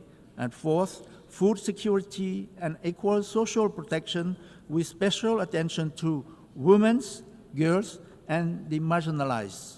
Second, we will deepen economic diversification by developing key sectors such as transportation and energy, and we will promote new drivers for economic growth and job creation. The construction of the Funan Dechul Canal, inaugurated last month, will connect our capital Phnom Penh to the Gulf of Thailand. It will be a game changer for sustainable growth in Cambodia and for improving the livelihood of our people. Third, to enhance efficiency, inclusion, and access to public services, Cambodia will accelerate the development of e-government and of a digital economy and society. I am happy to note our significant investment in financial inclusion with the introduction of an interoperable digital payment system by the central bank using blockchain technology called Bakong. Fourth, we take a whole of society approach to development that seeks to enhance resilience, sustainability, and inclusion by promoting gender equality, a green and circular economy, and environmental protection. After years on the list of the least developed countries, Cambodia looks forward to its expected graduation by LDC status by 2029. Reaching these milestones will reflect our impressive progress on our journey of revival and development. Mr. President, distinguished delegates, Cambodia values multilateralism, the rule-based international order, the principle enshrined in the UN Charter and international law. These are indispensable for consensus building and mobilizing concerted actions. And we worry that confidence in the fairness and effectiveness of multilateralism is eroding. Conflicts are multiplying. Geopolitical competition is intensifying. Adherence to international regimes is declining on many fronts: arms control, trade, the environment, human rights. In this time that member states reaffirm their commitment to the global system and rebuild trust in it. The United Nations, with its unparalleled convening power, has long been the driving force in addressing global challenges and promoting cooperation among states. But unprecedented challenges today are testing the limit of this esteemed body. We urgently need to revitalize the UN and make it more robust and more proactive. Cambodia fully supports the Secretary General's reform agenda, including the intergovernmental negotiations on Security Council reform. The UN Security Council needs to be tailored to the 21st century and to be effective for today's task. Its composition must be more fairly representative. As the Secretary General has rightly stated, we can create a future fit for our grandchildren with system built for our grandparents. Cambodia also fully supports the Secretary General call for bold climate actions. To achieve net zero emission by 2050, as it has pledged it would do, Cambodia has launched many measures, including raising the current 62 renewable energy share to at least 70% by 2030, by promoting reforestation and by providing incentive to green investment projects.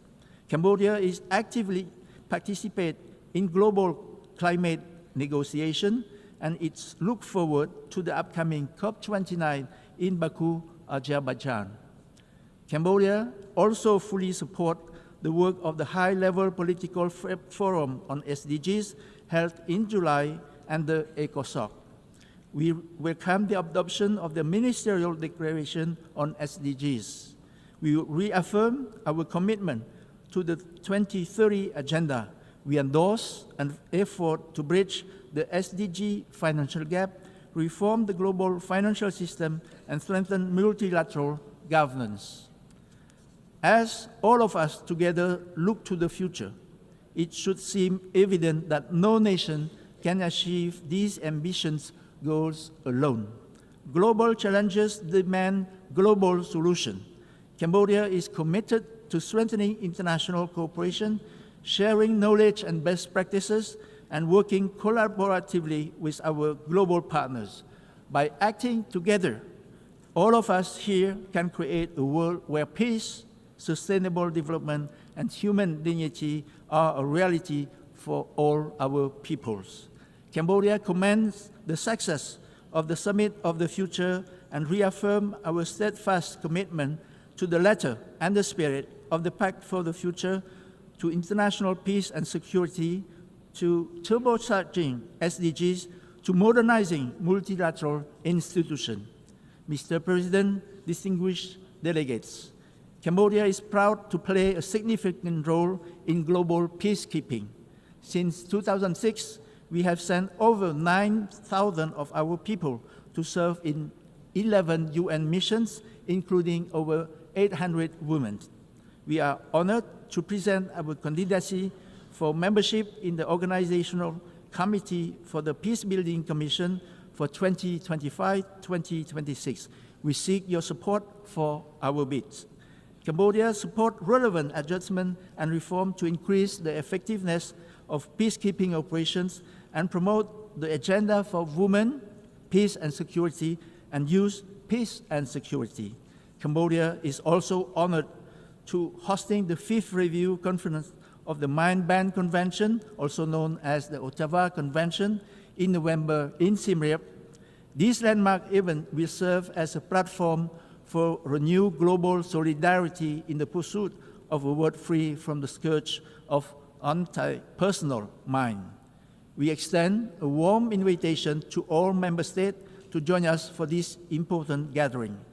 To conclude, Cambodia reaffirmed its steadfast commitment to working hand in hand with the UN and all member states to advance the noble goals of peace, sustainable development, and human dignity. Cambodia stands ready to contribute our unique experience, resources, and unwavering determination to this endeavor. For Cambodia, sustainable and inclusive development means no one and no place is left behind. I thank you for your kind attention.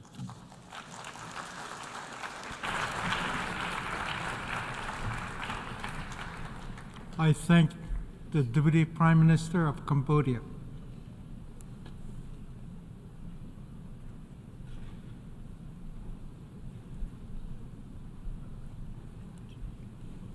I now give the floor to His Excellency Xavier Bettel, Deputy Prime Minister, Minister for Foreign Affairs and Foreign Trade, Minister for Development Cooperation and Humanitarian Affairs of Luxembourg.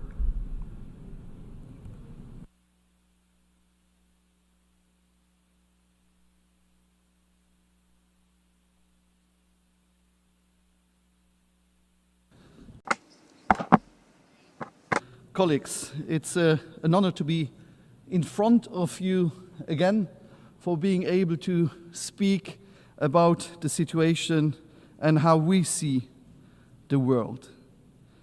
I listened to a lot of speeches, and when I listened to the main theme of the topic we had last week and the beginning of the week, no one behind, I have to tell you that we are in a special situation.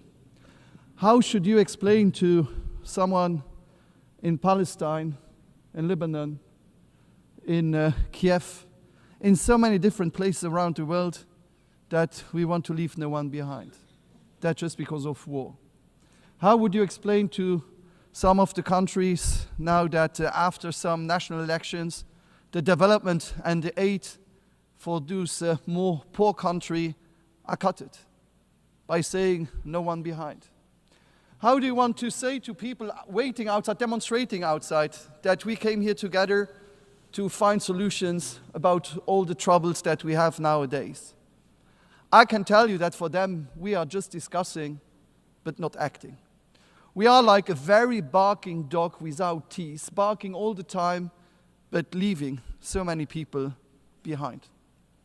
That's just a not so optimistic introduction, but this is the case how it is today, when I see that for the moment 60 conflicts are existing and about 50 conflicts could start tomorrow. So in total we have about 115 conflicts potentially or existing already. And they go from Congo to Yemen, from Sudan to Myanmar, from Syria to Venezuela, from Haiti to Libya, from Armenia to Azerbaijan could happen tomorrow. So you see, the whole world is, in fact, if you look geographically, in conflict. You have these big conflicts we speak a lot about, but you have also all these little conflicts who are not on our agenda every day, but where people suffer that much also. I have next week a meeting of the French-speaking countries, and as I want to be welcomed, excuse me that I will continue also in French.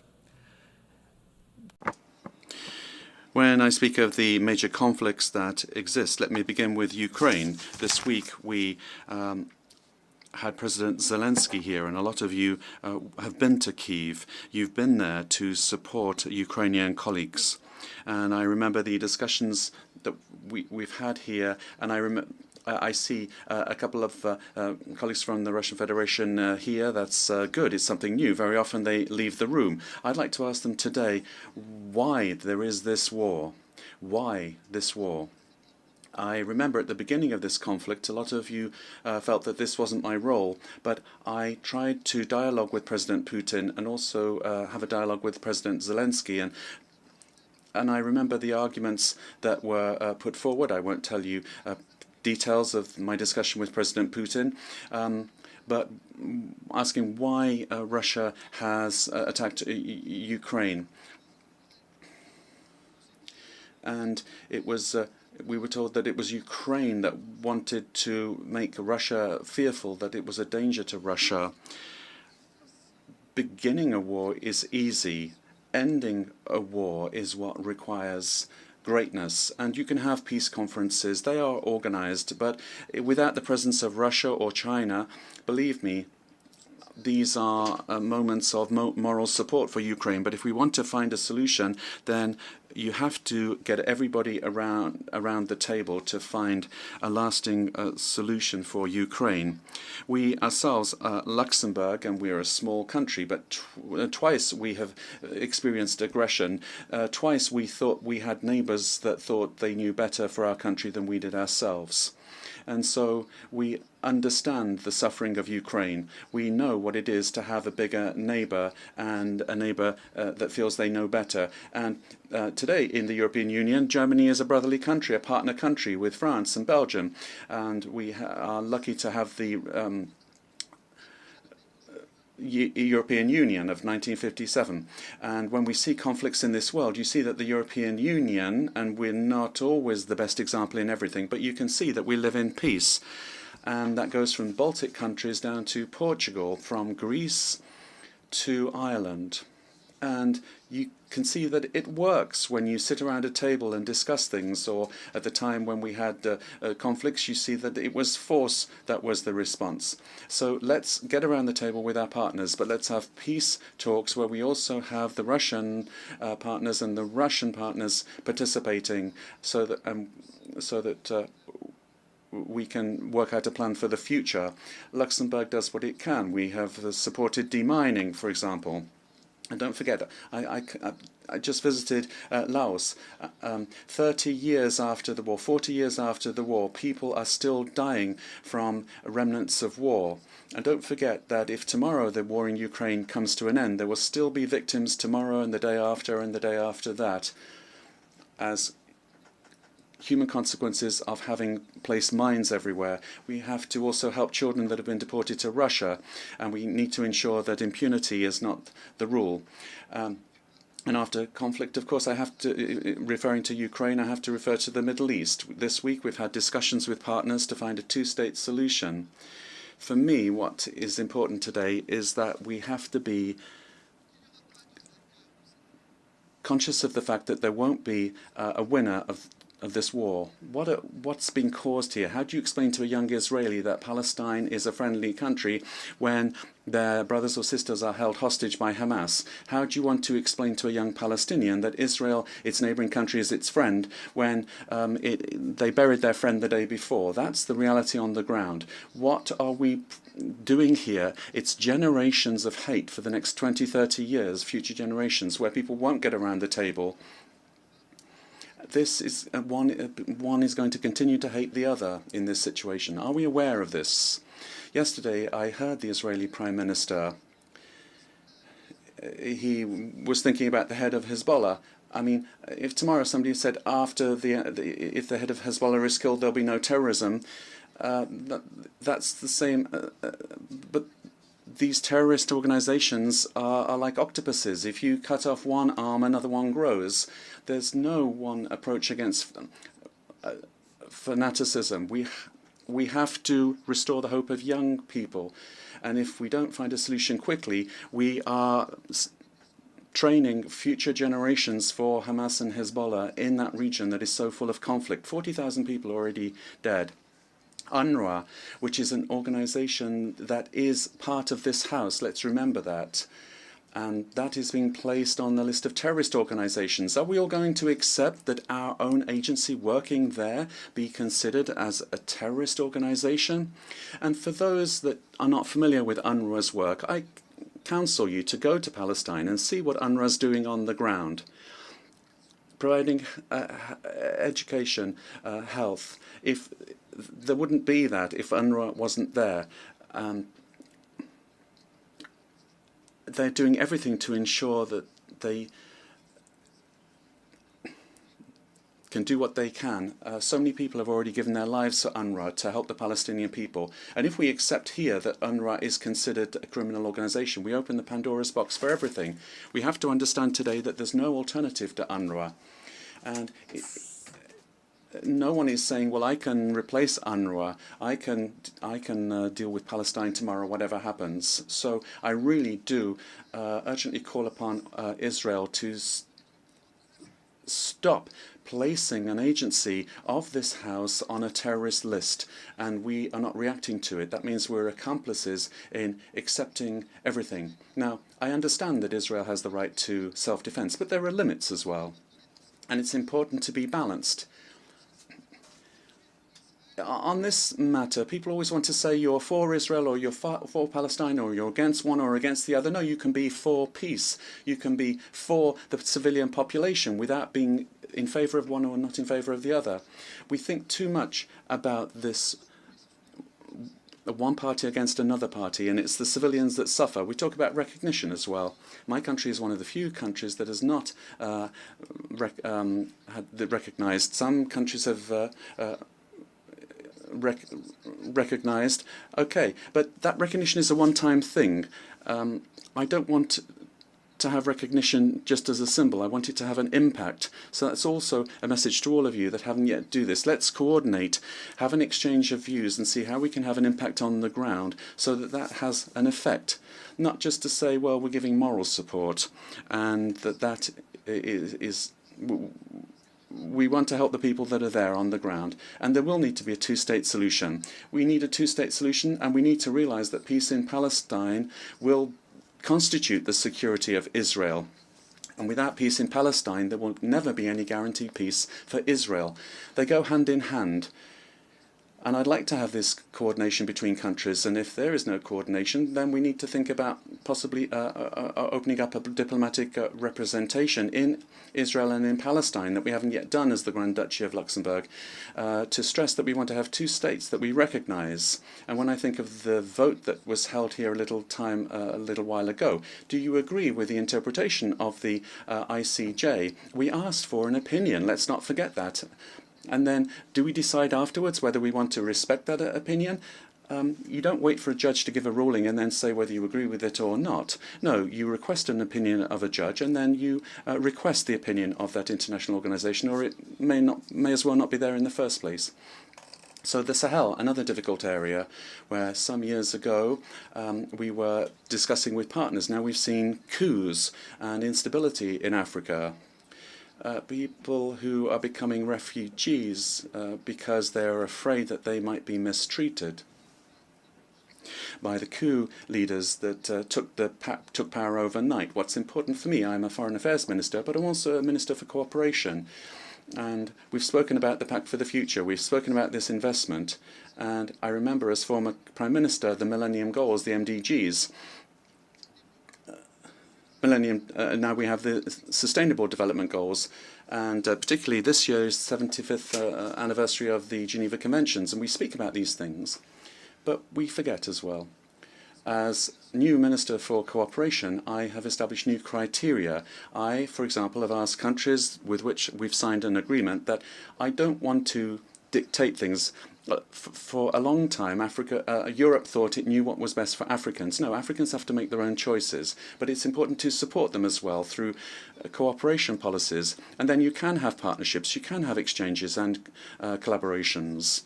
What I ask of those countries, however, is not the minerals, it's not about the economic recovery, and I'm not asking them to change their legislation. All I'm asking is that they don't backslide, that they don't go backwards. So, in other words, the rights that exist for everybody already are respected, be that the rights of women. When I think of a country that's a member here where women don't have the right anymore to be educated, do we accept that? No, and I won't shut up about that. I don't accept it. Where religions can't be followed in a country, no, I don't accept that. And when we ask that the rights of minorities and gender minorities are respected as it exists today and there be no backsliding, I will say something if that's not the case. This week I was at a meeting with a head of state, African head of state, and I wanted to work with them, and I spoke about these three conditions. This importance of respecting them, and that head of state told me with regard to sexual minorities that if their population feel that homosexuality is a crime, then they will criminalize it. To be a head of state, Mr. President, is not always to do what the majority wants, it's also to defend the minorities in a country. You can't always follow what some people want against others, to be done against others. In a country of diversity is what makes the wealth of a country. And if tomorrow rights that exist now are withdrawn, that means that I can't have a serene dialogue with that country if they go in that direction. And I regret that very much. And I'm not asking anybody to change their rules on abortion or religion, or to have marriage for everyone, or give rights today that don't exist. But don't backtrack. These are things that we've seen in Europe and elsewhere in the world. So don't make that mistake of going back to a previous world. And the Pact for the Future. And we've got SDG 16, rule of law and justice. I'd like to thank I'm grateful for the discussion that we've had here talking about the rule of law. Now, in the EU even, we have certain countries that see this with rather flexibly. I don't think that's acceptable, and we have had to take action within the European Union against certain countries. But we do have to keep our backbone here when it comes to women's rights and justice. Women's rights, for example, in Luxembourg, we've discussed whether we should give additional money to political parties that place more women on electoral lists. But why give a premium for something that should be normal? We have decided that if somebody doesn't do this, there will be less money. But why should we give more money for doing something that should be normal? No. You can make progress, logical progress, rather than giving a premium to an organisation to do something that should be normal. The environment, when I look at the SDGs, we speak about the environment. Well, that seems to be a little bit forgotten. And I mean, we had a lot of demonstrations, Fridays for Future and others, and then the economy seemed to take the upper hand on the environment. And don't forget that some countries might disappear with the environment. I mean, we're surrounded by other big land masses, so we won't, but some islands might risk disappearing. Are we aware that if we don't, it might not be a popular view, but if we don't act, then we will be leaving heritage to future generations that we won't be proud of. There's a COP coming up in Baku, and I think that will be a very important point in time for all of us. And today we have a conflict between them and Armenia, and I hope it will be solved before that COP. Let's do that. Let's commit ourselves to peace in Azerbaijan. Let's show that we can be proud to come to Baku, that we can be proud to have results where everyone will be happy to have gone without having in the back of their minds, is there a risk that tomorrow there might be a conflict between Azerbaijan and Armenia? So let's deal with that. That's really all I can recommend. Then, with regard to this dog that barks but never dies, yes, in Europe we have rules like we do in the UN that date back to the Second World War, the leftovers of the Second World War, with the 5 permanent members and Africa not represented. And in 2024, now we're asking ourselves, well, how can we have a Security Council talking about the world without Africa being represented? That's the first thing. And now we're being told, well, it would be good to have this and that country as a permanent member. I'm not opposed to that, but it's not by enlarging the circle of the privilege that we will become more efficient. If we want to be more effective, we have to ask ourselves the question whether it's normal that a permanent member, through a veto, is able to block a process. No, it's not. I think you have to think about this. Security Council reform, why couldn't it be that if a country enters a veto, a 2/3 majority would be able to overturn that veto, and that then there would be a vote in the General Assembly, and if 2/3 here as well voted in a different direction to the veto, then that veto would be rendered ineffective. If we want to make progress, that's the only thing we can do. Just having more members in the Security Council would just be expanding the problem, because more people would have the right to veto. So I conclude here, Mr. President, by saying that being a permanent member of this House is not a privilege, it's a responsibility. And if you look at the time that this was created, it was done by countries that were there to guarantee power. They were the major powers that were there because they were the guarantors of peace. Whereas today, some of them are more troublemakers than anything else, and they prevent us finding peaceful solutions, but which are in everyone's interest. My dream, Mr. President, is to come here one day and address you, being convinced that we can say that in this world, and I said this 3 or 4 years ago in my speech, that in this world, irrespective of where we are and the colour that we might have, the religion that we might follow, our gender, our sexual orientation, how much money my parents had, I have the same chances, the same rights, but also the same obligations. And then I would be proud to be part of an international community. I thank you. I thank the Deputy Prime Minister, Minister for Foreign Affairs and Foreign Trade, Minister for Development Cooperation and Humanitarian Affairs of Luxembourg.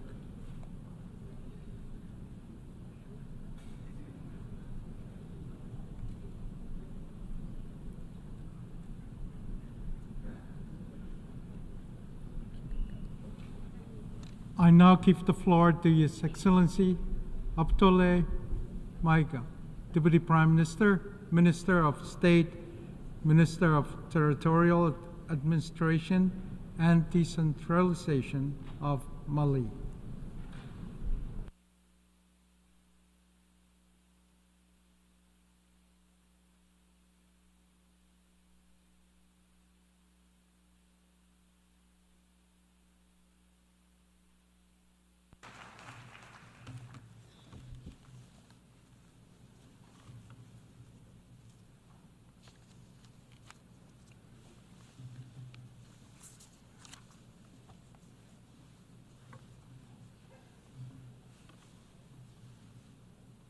Monsieur le Président de l'Assemblée. Distinguished President of the General Assembly, distinguished heads of state and government, Secretary General of the United Nations, ladies and gentlemen, at the outset, I'd like to convey the warm greetings of His Excellency Colonel Assimi Goïta, President of the Transition, Head of State of Mali, and those of the government and people of Mali.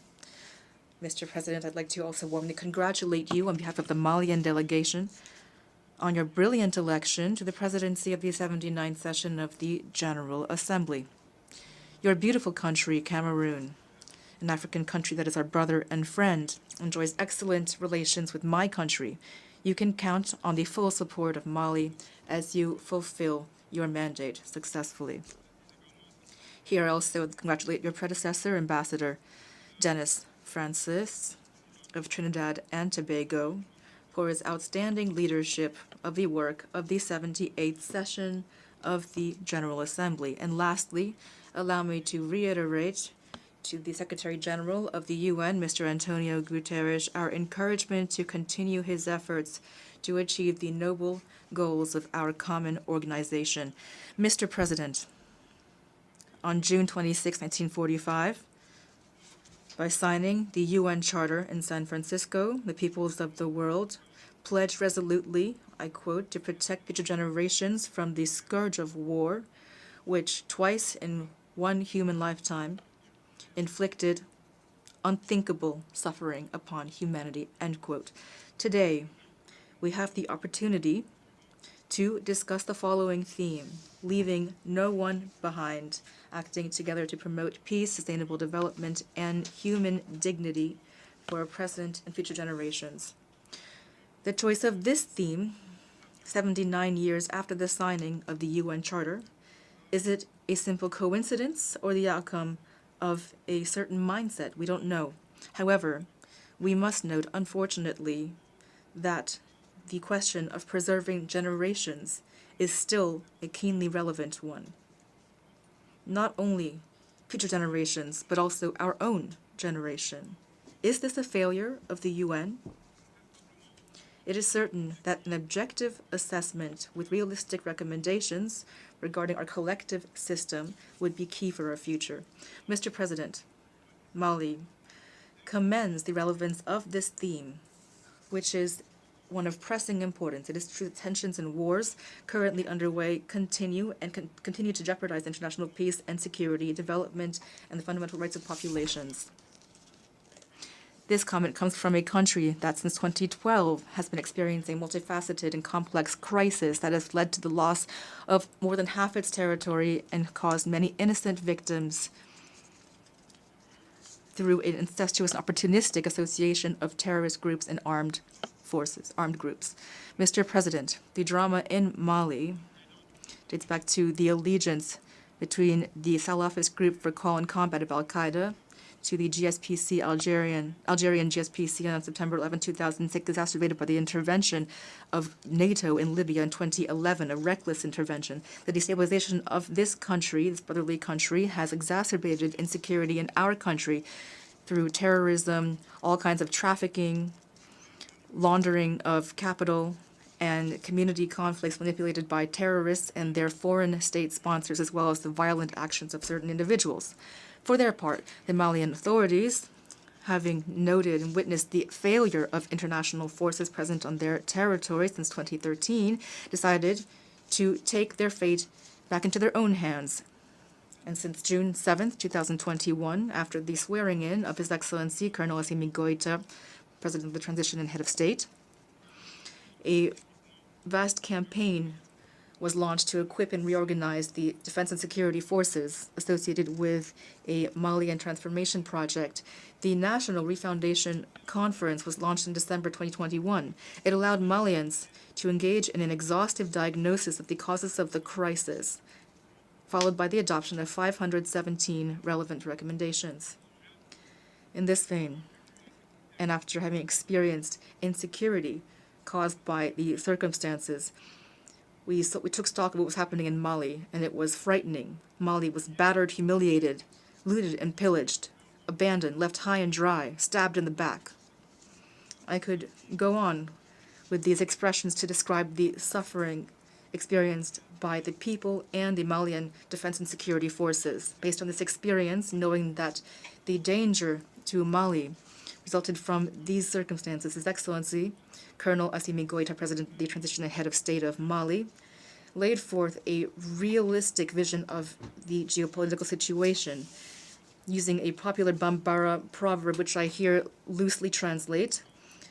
The delectable sauce on one man's table comes from the theft of another man's cattle, end quote. Thomas Hobbes, describing the state of nature in a similar manner, stated that man is the wolf of man. Thanks to this proverb, these proverbs about gastronomic and hunting references, the head of state described the ruthless reality of international relations, and especially the role of Africa, the looting of the raw commodities of which serve the development of others and not Africans, for the most part. In addition to this vision, the head of state instructed or called on Malians, as part of the refoundation, to become themselves again. The head of state, on April 23, 2024, launched the National Program for Education on Values, which aims at a return to our origins, without which it would be difficult to imagine a bright future for our country in its legitimate quest for sovereignty. This call to become ourselves again has to do with the question of who we are. The immediate response to this question was provided by the slogan of Mali: one people, a great family and cosmopolitan nation, one goal to amplify diversity in unity, united for a common good, one faith, the faith that God has given us as a resource to bring about prosperity. To better define what it means to be Malian, Professor Ibrahim Ndiaye, expert within the Committee on the Implementation of the National Program for Education on Values, stated that Malians are characterized on one hand by 5 cardinal values: humanity, empathy, the obligation to transmit human values to future generations, the sense of honor, accepting differences and otherness on the social, human, and cultural fronts. And on the other hand, 5 inviolable principles that have to do with the country itself. That is, an indivisible, inalienable Mali, a Mali that's not for sale, a Mali that's no one's property, and imperishable Mali. Mr. President, by being themselves, Malians have forged a third path. They are not becoming predators, lawless barbarians that seek to rustle other people's cattle, but also not to become eternally powerless victims of predation. The middle path promoted by Mali consists of carrying out our own development, taking a more virtuous path, ensuring the respect of our sovereignty while respecting those of others, that of others, rejecting outside control, and refusing to interfere in others' internal affairs, remaining open to all partnerships based on a win-win relationship. It's also important to note that these principles and values characterize Mutatis Mutandis, the brotherly peoples of Burkina Faso and Niger. With regard to the Malian political transition, we must recall that following the National Refoundation Conference, the Malian people chose to conduct political reforms before holding elections in order to firmly establish virtuous governance. The implementation of the recommendations of the conference allowed us to achieve tangible results, especially the establishment of the Independent Authority of Elections Management, the adoption of a new constitution on July 22nd, 2023, following a well-organized referendum, the completion of our territorial and administrative reorganization, strengthening our fight against corruption, and bolstering transparency in public action, and the revision of our mining code to make it more equitable and to favor local regulations. Mr. President, to further foster national unity, which is the basis of all development, the head of state announced on December 31st, 2023, the holding of the Inter-Malian Dialogue for Peace and Reconciliation to, quote, eliminate the root causes of community and inter-community conflict with the ultimate goal of reconciling these communities. Based on a participatory and inclusive approach, the Inter-Malian Dialogue took place in 3 stages on the communal, regional, and national levels, allowing Malians, both within the country and abroad, to engage in transparent exchanges to find Malian solutions for prevention, management, and resolution of conflicts. Unlike the agreement on peace and reconciliation that resulted from the Algiers process, which certain parties, signatories to which have actually turned toward terrorism, which has become a pretext for certain states to interfere in our internal affairs, the Inter-Malian Dialogue allowed Malians to air the dirty laundry within their families without external interference. After the demise of the Algiers Accord on January 25th, 2024, today the Inter-Malian Dialogue and its recommendations, officially submitted to the head of state on May 13th, 2024, remain the only reference frame for internal conflict resolution. We once again call on all Malians to join this trend toward reconciliation, a key stage toward returning to constitutional order, which would be secure and stable thanks to the holding of presidential elections. When it comes to combating insecurity, since the Malian Defense and Security Forces began launching offensive actions autonomously, they've achieved many successes with regard to combating terrorism. All regions have now been recovered from the hands of terrorist groups, especially the region of Kidal on November 14th, 2023, after a memorable military operation. Today, terrorist groups have been severely weakened. The Malian Defense and Security Forces have been deployed throughout the national territory. In addition, our forces' offensives are continuing to dismantle the remaining terrorist networks. The government of Mali remains aware that a purely security-based response is limited in its effectiveness. That's why, in addition to military action, the government of Mali has a comprehensive integrated strategy with the goal of restoring the authority of the state throughout the national territory. It includes political, administrative measures, as well as measures for economic and social development, including dialogue with armed groups and the provision of basic social services to our brave population. Despite these concrete and positive results, these criminal groups continue to have a certain capacity to cause trouble through their desperate attempts to undermine our territorial integrity, and they are terrorizing our populations.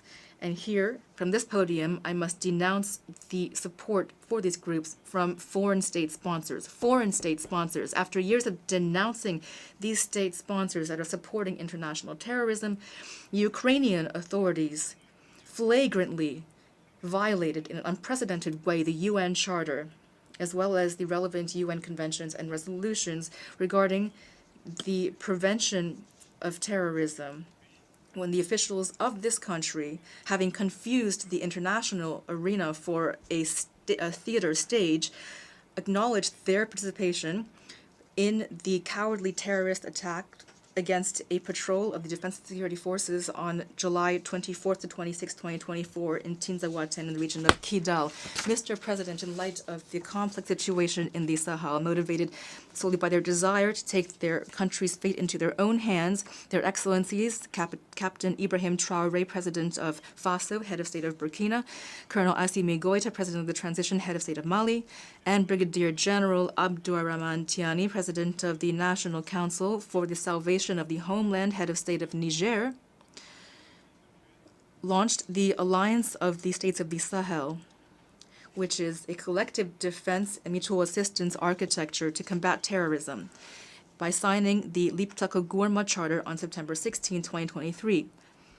10 months later, exactly 10 months later, on July 6, 2024, the founding fathers of the AES, the Alliance of States of the Sahel, sovereignly decided to transform this mechanism into a confederation based on 3 pillars: diplomacy, defense, and development, with the ultimate goal of bringing about a federation. Very quickly, important results were achieved in the fight against terrorism thanks to our pooling of our resources for defense, as well as joint military operations, and thanks to our tireless commitment to eradicating terrorism. That is why the member states of the Confederation of States of the Sahel, on August 19, 2024, sent a joint letter to the Security Council of the United Nations to condemn the support of the Ukrainian authorities for international terrorism, to denounce aggression against Mali, and to demand that the Security Council take appropriate measures against the Ukrainian government. Here, I would also like to recall that this letter was sent at a time when Mali was still waiting for the outcome of a previous letter sent to the Security Council from August 15, 2022, which exposed the acts of aggression committed by France against Mali, as well as France's involvement in the promotion of 3 forms of terrorism in the Sahel: armed terrorism, economic terrorism, and media terrorism.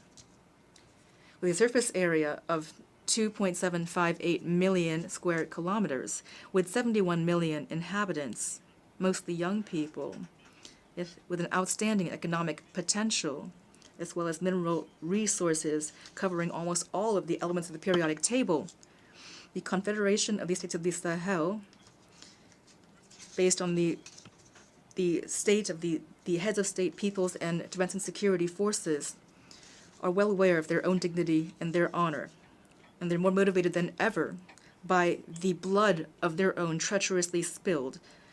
They are resolved to combat terrorism in all of its forms and to honor the memory of victims, civilians and soldiers, Sahelians and foreigners. They are determined to defend their territorial integrity and to ensure their prosperity in a peaceful manner, as laid out in the preamble of the Liptako-Gourma Charter, which refers to various international organizations, including ECOWAS, and to universal values. As for the lords of war and chaos, with the assistance of God, we will triumph again and always over your sinister and diabolical schemes. Strangely, since the creation of the AES, we've been surprised by the fierce hostility it has encountered, especially from certain officials of ECOWAS, who are acting on the orders of imperialist and neocolonial entities. The rest of history is well known. Amadou Hampâté Bâ said, I quote, "If you try too hard to get rid of a pesky frog, it will end up settling in your own pond," end quote. The Confederation of States of the Sahel is open to all investors as long as the partnership benefits the populations of the Sahel and as long as it respects the sovereignty of states. Mr. President, here I would like to commend the relations of cooperation, which are exemplary and productive, between Mali and Russia, China, Turkey, Iran, and many other of our true allies. Mali remains open to all partners that wish to help it address its many challenges. In this regard, I reaffirm that the government of Mali remains willing to pursue and bolster its cooperation with the UN, especially through its agencies, funds, and programs with which we enjoy excellent cooperation relations. Here as well, we would like to commend and recognize the wisdom of His Excellency, the President Abdelmajid Tebboune, President of the Republic, the Democratic People's Republic of Algeria. On August 29, 2024, during a visit to the south of Algeria, you had said that Libya, Niger, and Mali were brotherly nations which you supported and would never harm.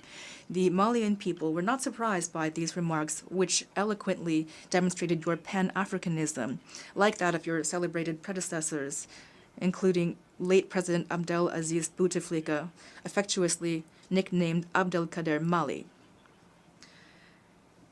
After his establishment in Gao and the commitment made by Malian authorities through the following actions: offering Malian territory as a rear base for the Mujahideen, thus opening up a southern front, taking part in armed battles against the French colonizers, deploying Malian combatants alongside Mujahideen on the Algerian territory to defend the freedom and dignity of Algerians, defending the Algerian cause and all diplomatic institutions until they recovered their independence. However, it is our duty to call to your noble attention the incongruous remarks made by two of your colleagues, which go against your wish to promote harmonious relations with your neighbors, including Mali. On July 31st, 2024, the Algerian Minister of Foreign Affairs declared that the Malian crisis did not need a military solution. He said this is a conflict between brothers. The solution must be political. With regard to the Algiers Accord, he stated that it was beneficial to Mali and had protected the sovereignty and territorial integrity of Mali. Deviating from this accord, therefore, would have a negative impact on all of its achievements, he said. In addition, on August 26, 2024, your permanent representative to the UN declared, I quote, "This morning I learned from media reports that a drone carried out a strike in the north of Mali, killing about 20 civilians. Those who were operating this drone can be held accountable to no one." End quote. If you look at those first remarks, you can see major interference in the internal affairs of Mali. The nature of the solution used by the Malian authorities concerns only the Malians themselves. Since the demise of the Algiers Agreement on January 25th, 2024, Malians have only one wish regarding its fate, that it rest in peace. Distinguished Minister of Foreign Affairs, the accord is dead and gone, and you will not be able to resurrect it. Here I would like to reiterate that no one loves Mali more than Malians. I also remind you that Mali and its people are not just spectators in the face of attacks and adversity. For every bullet fired against us, we will reciprocate. For every word employed against us, we will reciprocate. Don't say we didn't warn you. As for the Algerian PR, in addition to providing room and board, I'm sure associated with delicious dishes like shakshuka and shorba for fugitive terrorists and renegades, his role as go-between is in no way assisting the promotion of neighborly relations. In his remarks, he makes serious, baseless accusations, on one hand implying that the victims were civilians, which is defamatory and irresponsible, and on the other hand, he stated that the operators of the drones were not accountable to anyone. This helps to fuel a disinformation campaign against Mali while supporting the idea that the valiant Malian defense and security forces would be incapable of themselves operating drones. Here I would like to remind you that the rise and the improvement of the Malian armed forces is a tangible reality that has helped us to regain control of all of our national territory. As for the use of drones, the operators were indeed Malians who acted with professionalism like the rest of the defense and security forces. And they were targeting terrorists in accordance with international norms.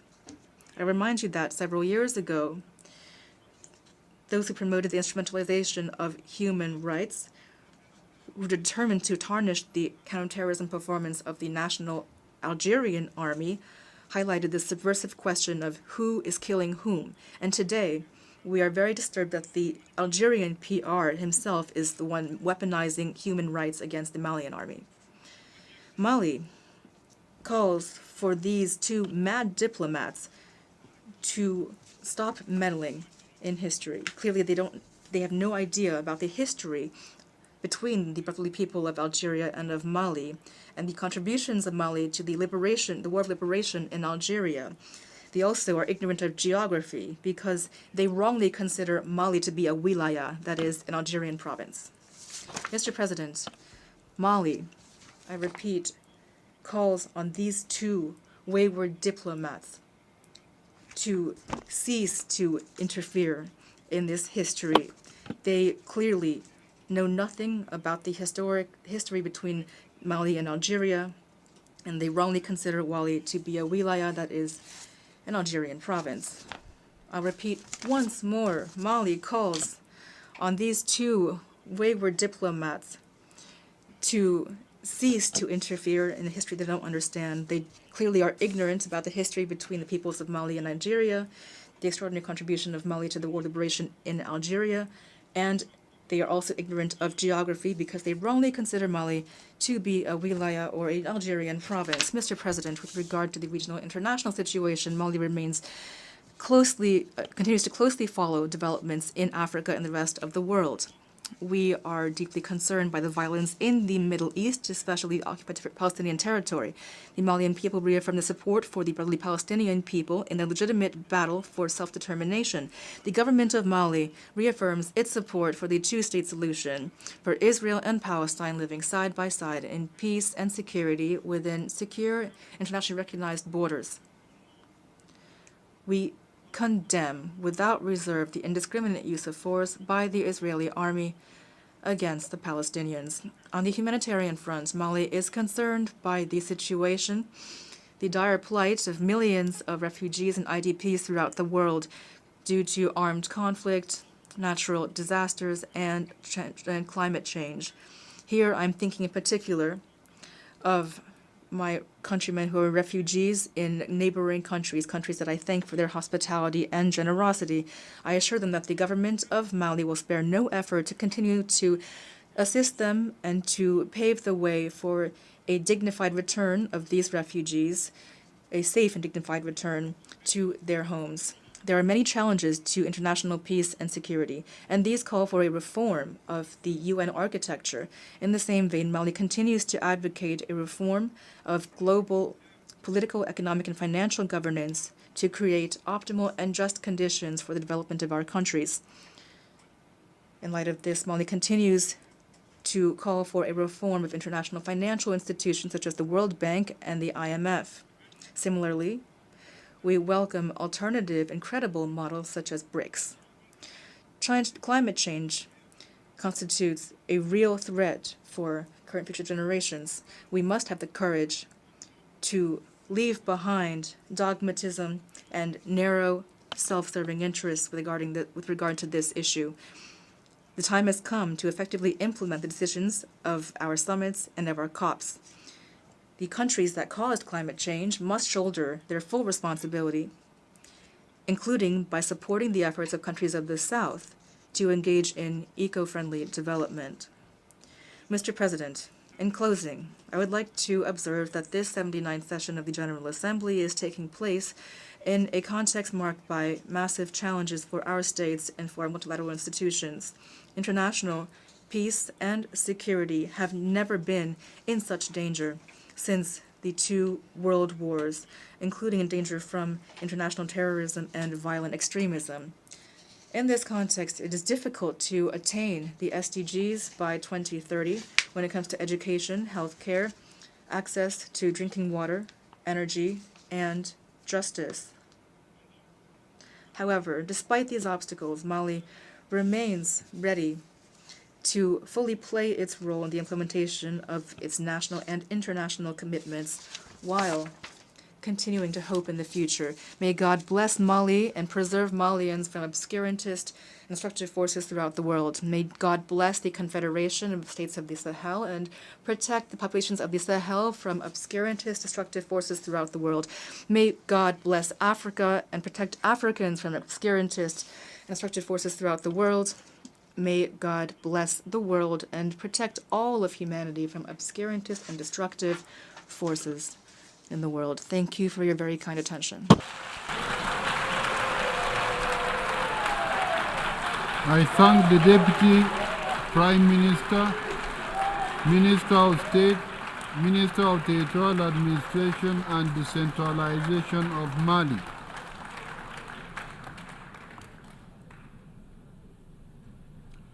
I now give the floor to Her Excellency Retno Lestari Priansari Marsudi, Minister for Foreign Affairs of Indonesia.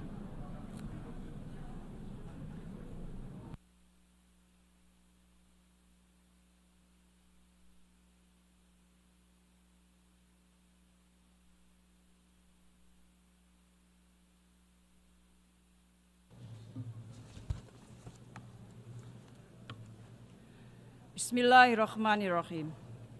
Mr. President, this is my last opportunity as the Foreign Minister of Indonesia to represent my country to speak before the UNGA.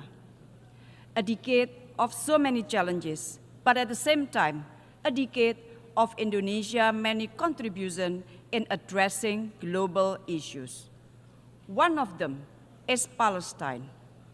Indonesia cannot, I repeat, cannot sit back and relax, seeing the injustice that continues to be committed against the people of Palestine. Indonesia is and will always stand with the people of Palestine to attain their right to have an independent state of Palestine. As I speak now, more than 41,000 people in Gaza have been killed. Situation in West Bank, Lebanon are deteriorating. Is that not enough? Is that not enough? Will the Security Council only take action to stop Israel atrocities when all Palestinians are displaced? Or when 100,000 Palestinians are killed? Or when a regional armed conflict breaks out? That will be too late. PM Netanyahu yesterday mentioned, and I quote, that Israel seeks peace, that Israel yearns for peace. Really? How are we supposed to believe that statement? Yesterday, while he was here, Israel conducted unprecedented massive air attack on Beirut. PM Netanyahu wants the war to continue. We must stop that. I repeat, we must stop that. We must pressure Israel to come back to a political solution for two-state solution. Mr. President, the overwhelming majority of the UN members strongly support the two-state solution, and this is the right time to walk the talk. Recognizing the state of Palestine is the least that we can do now to give Palestinians equal footing on the world states and to exert pressure to Israel to stop their atrocities. Therefore, I urge countries that have yet to recognize the state of Palestine to do so now. If each of us does it, for sure it will give impact.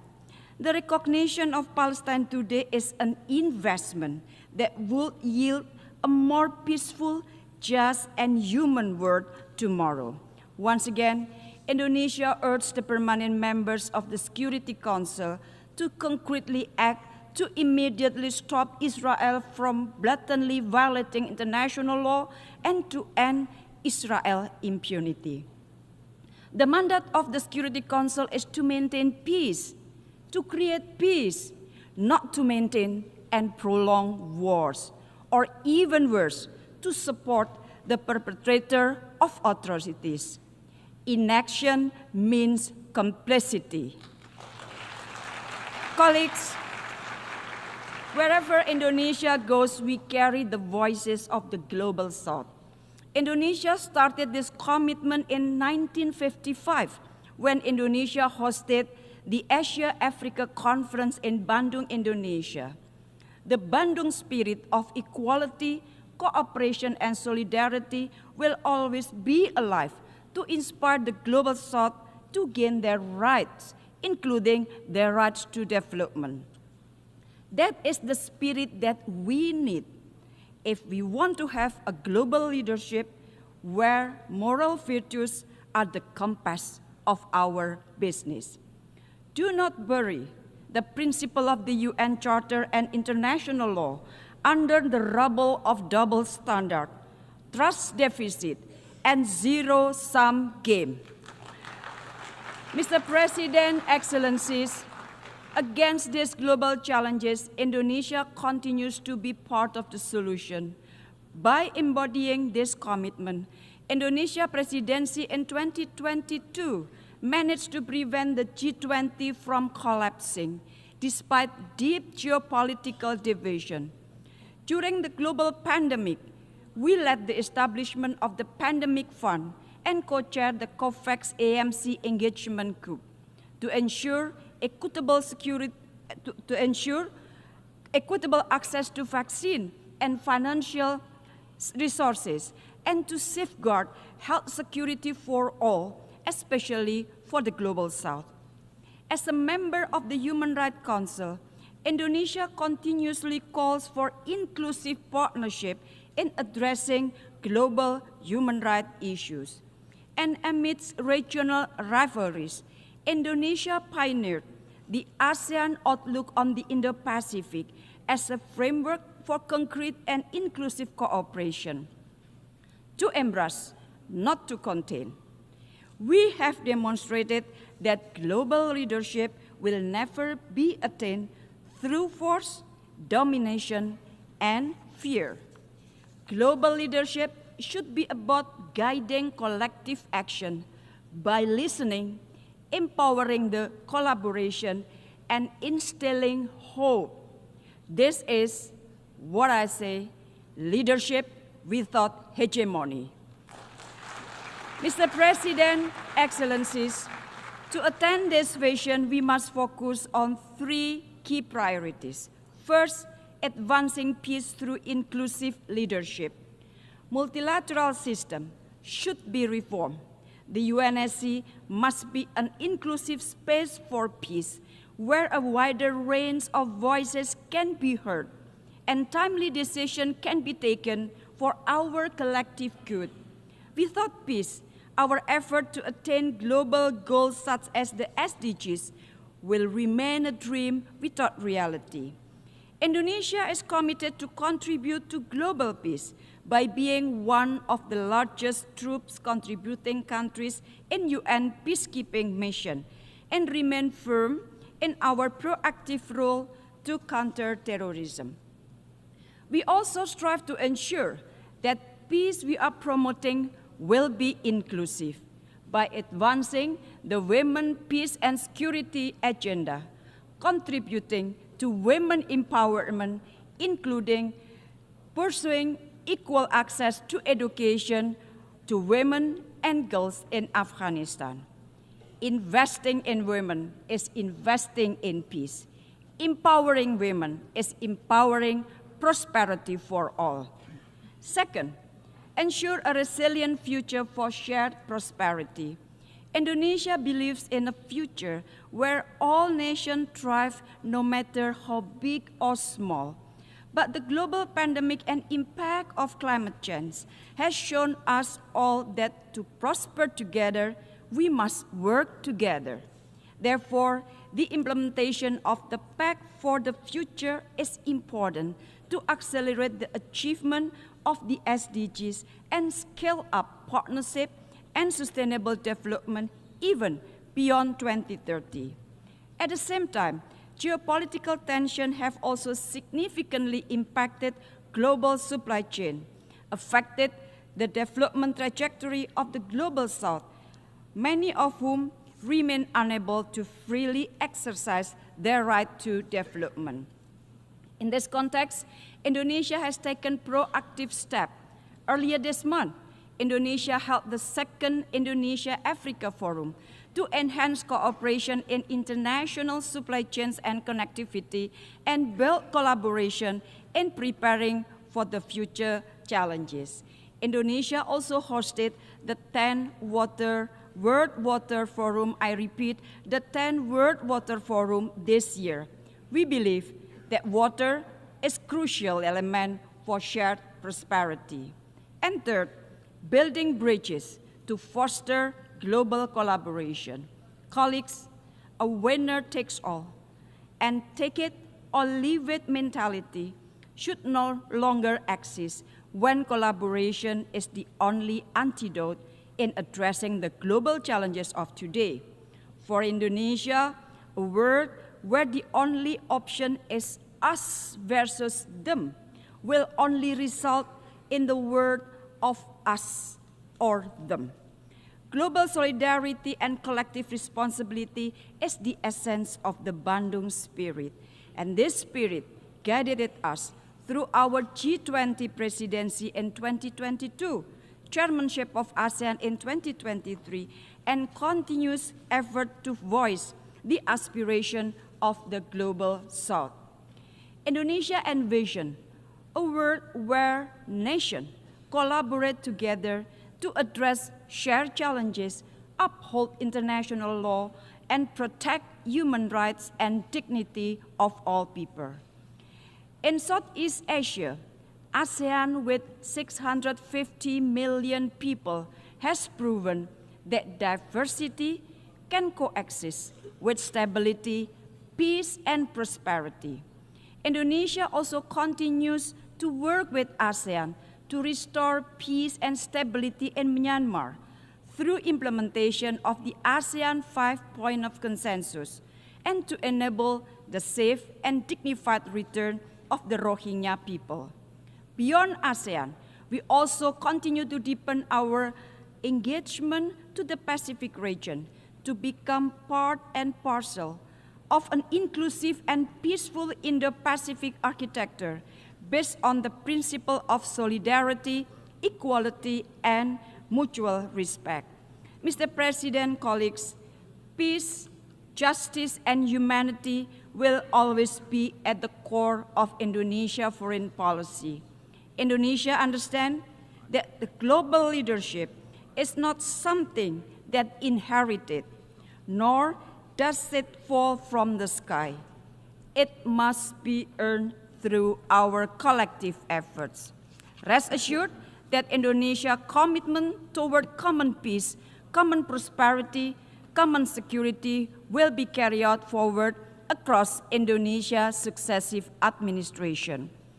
It is in this spirit that I'm proud to announce Indonesia's candidature for a non-permanent seat of the United Nations Security Council for 2029-2030. This candidature reflects our deep commitment to contributing toward global peace and security. So, colleagues, let us work together to build a legacy of peace for our future generation. I thank you very, very much.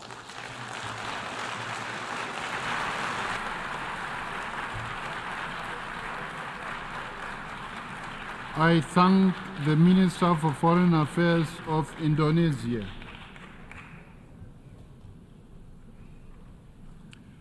I now give the floor to His Excellency Sergei Lavrov, Minister of Foreign Affairs of the Russian Federation.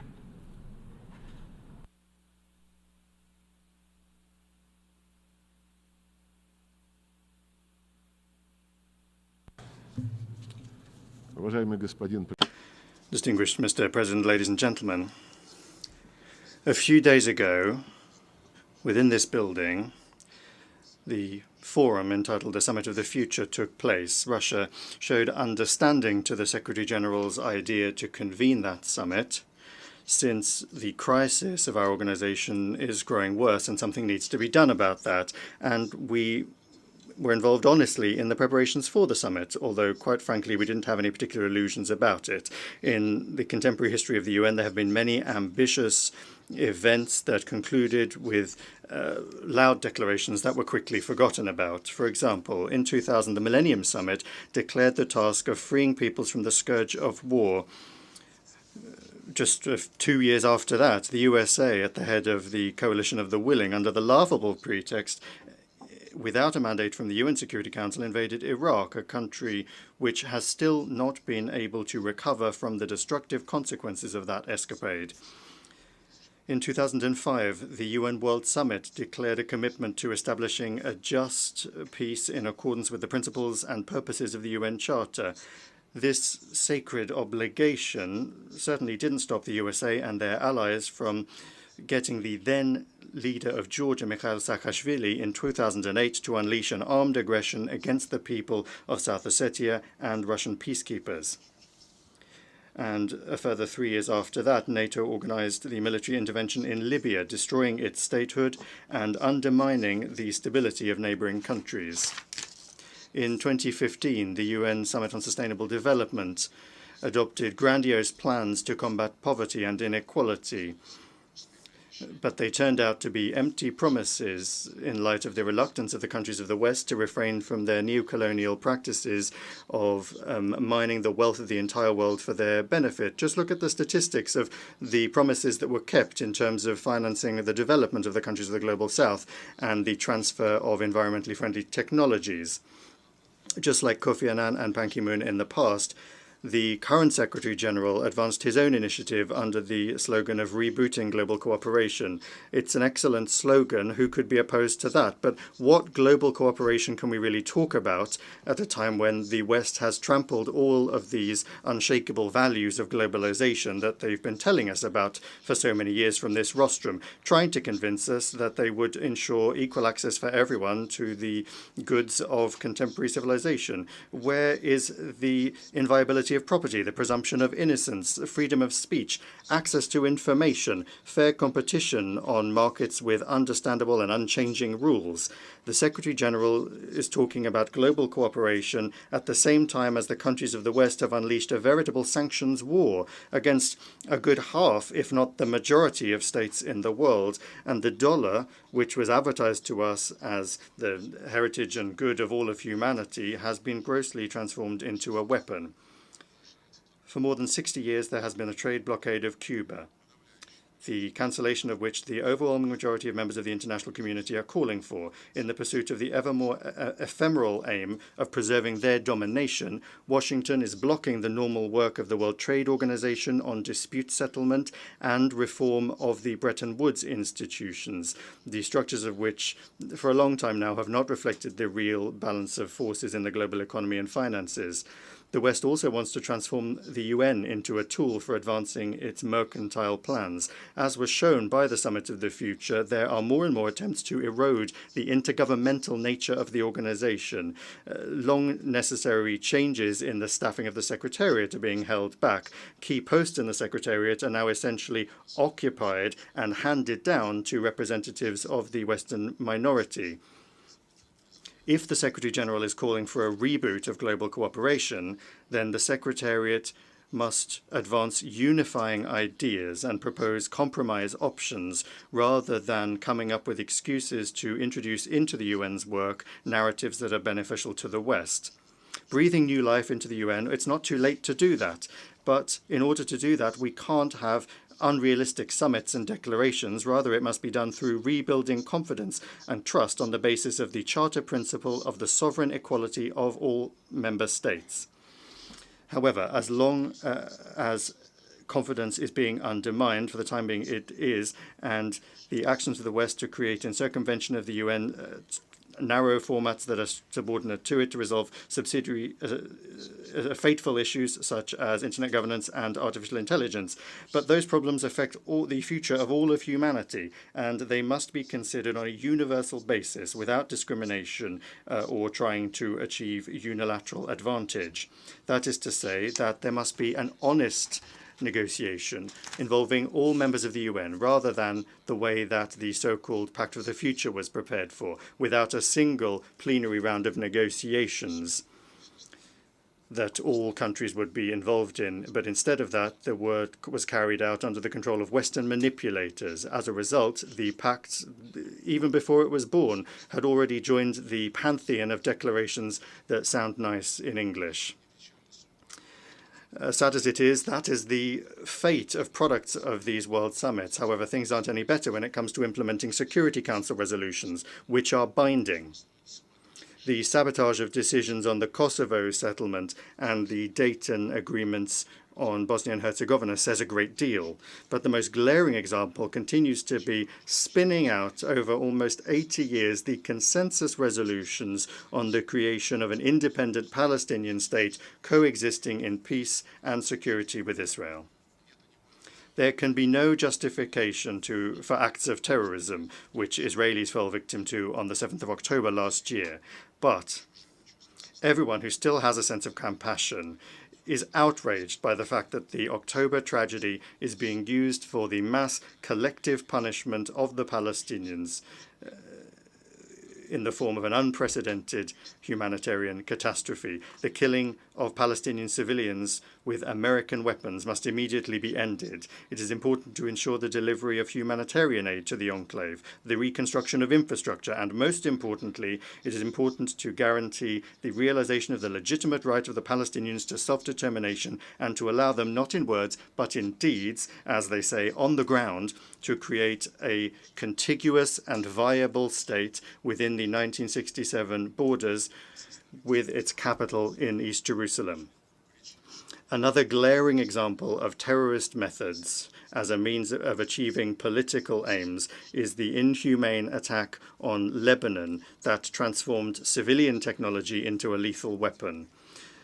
There must be an immediate investigation into this crime, but already we cannot remain silent in the face of the many publications in the media, including in Europe and here in the United States, that indicate to varying degrees the involvement and at the very least awareness of Washington when it comes to the preparation of that terrorist attack. And we understand that the Americans always deny everything, and they do everything they can to hush up any facts that come to light, as they did in response to the irrefutable evidence of their implication in the terrorist attack on the Nord Stream gas pipeline. Those gas pipelines, incidentally, were a marvelous symbol of that selfsame global cooperation that our Secretary General dreams of.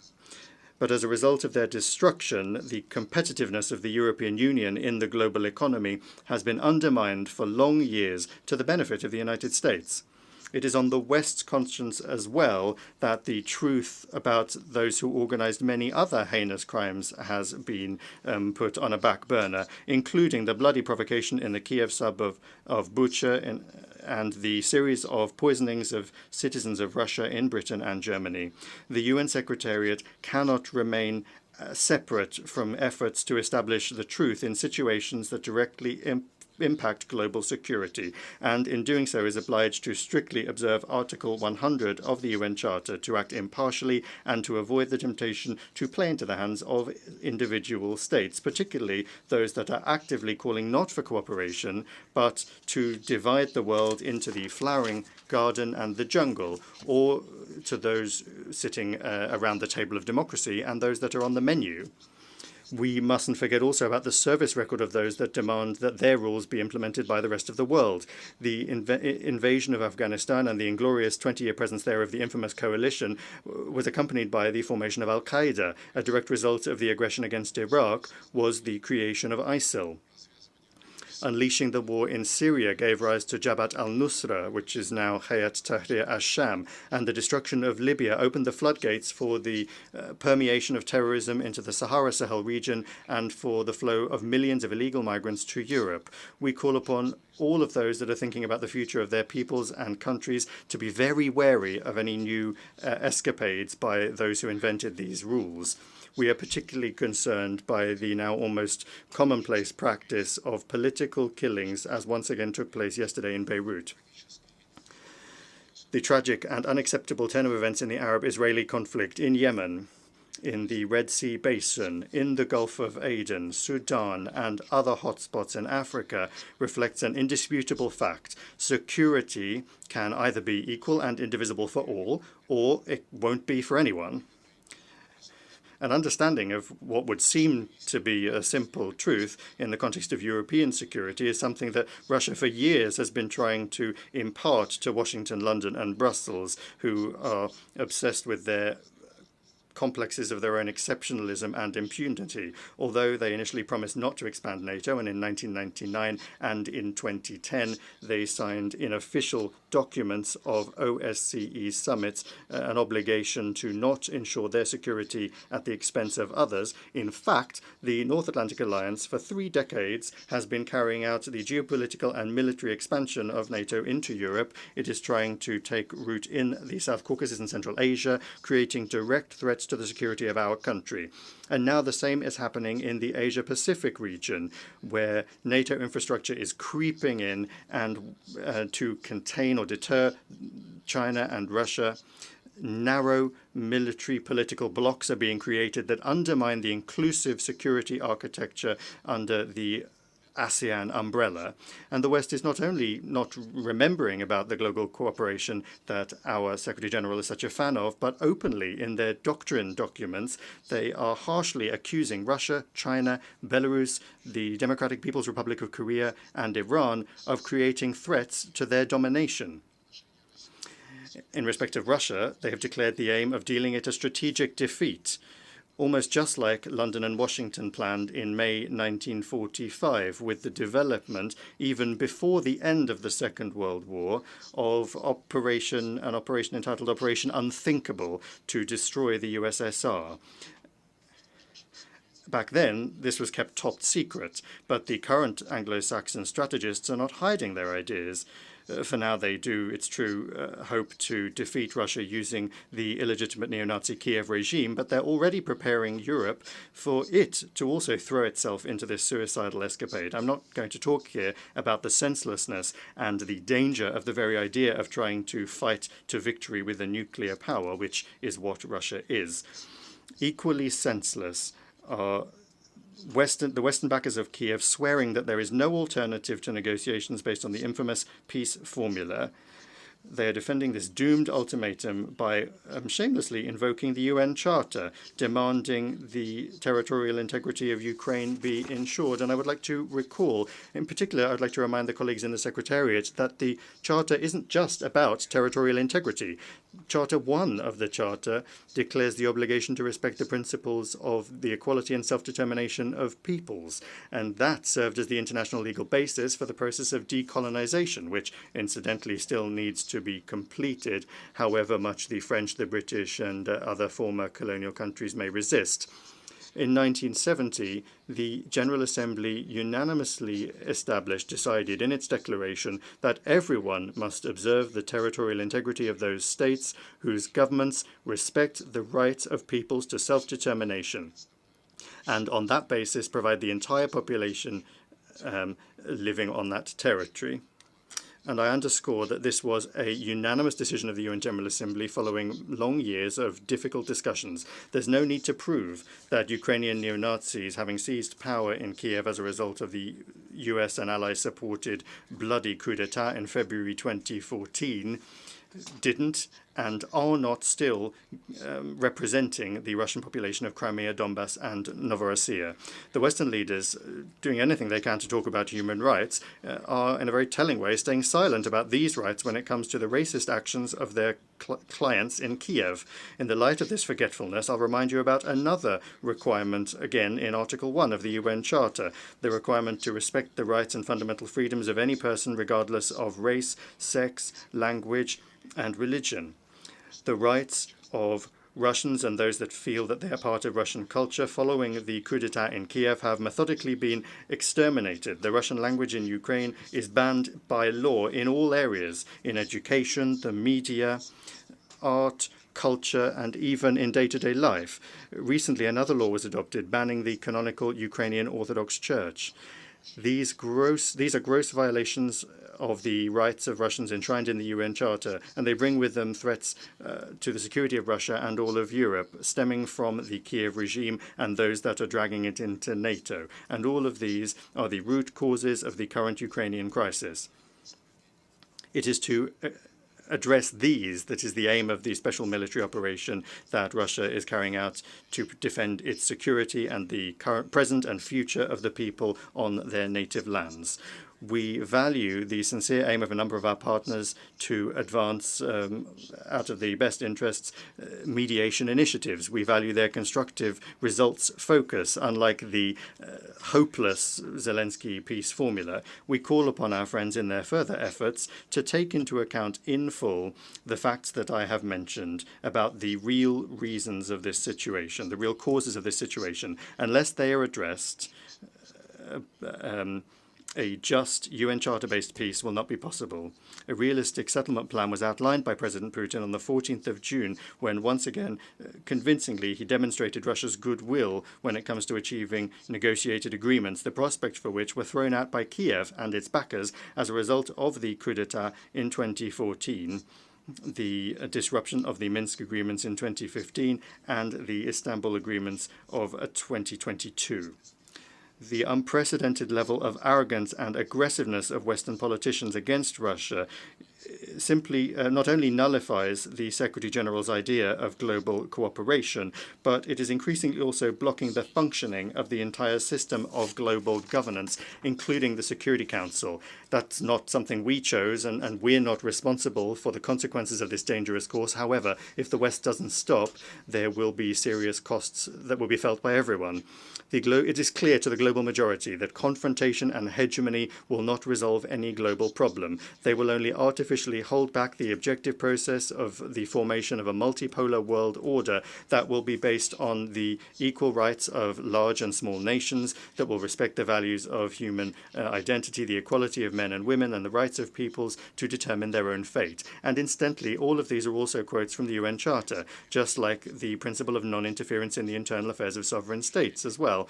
A confirmation of which, to the shame of the members of our organization, was blocked by the US and their satellites at that very same summit of the future when the pact was adopted.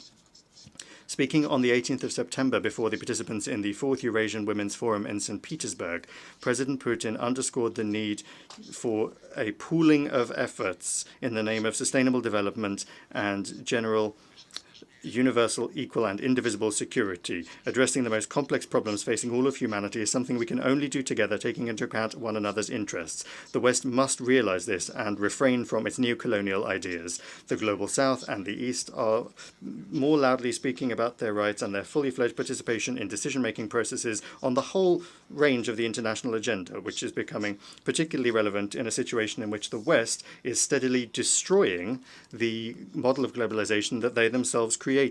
The role of interstate associations in Asia, Africa, and Latin America is growing stronger, including the Shanghai Cooperation Organization, the African Union, the Community of Latin American and Caribbean Countries, the League of Arab States, the Eurasian Economic Union, the Association of Southeast Asian Nations, and others. The contacts between those regional integration structures are being established among themselves and also with the global association, the BRICS, which is creating opportunities for harmonizing approaches and agreeing on mechanisms for mutually beneficial cooperation and development that are not under the control of any negative external influence or diktats. All of these objective processes need to be taken into account in the work of the G20 as well, where the G7 is no longer able to pick the tune. We need to take a new look at ways of ensuring security in various regions, learning lessons from the sad experience of the functioning of the NATO-centric models, or the models, the so-called model of Euro-Atlantic security that the West has used to serve their own expansionist ideas. Russia advanced the initiative of forming an inclusive architecture of equal and indivisible security in Eurasia, which, and I wish to underscore this, is open for all states and organizations on our shared continent. We stand ready to work together to find mutually acceptable solutions the use of interlinkages and the natural competitive advantages of a single Eurasian space. This will be the subject of an international conference in Minsk that begins on the 31st of October this year. We are not stepping away from dialogue with the West. In July, upon the proposal of Russia, there was an open debate in the Security Council on the subject of building a more just, more sustainable world order. We believe it is important to begin the discussion that has begun in the UN as well as in other platforms. With a fairer world order undoubtedly requires the expansion of the representation of the Global South in the UN Security Council.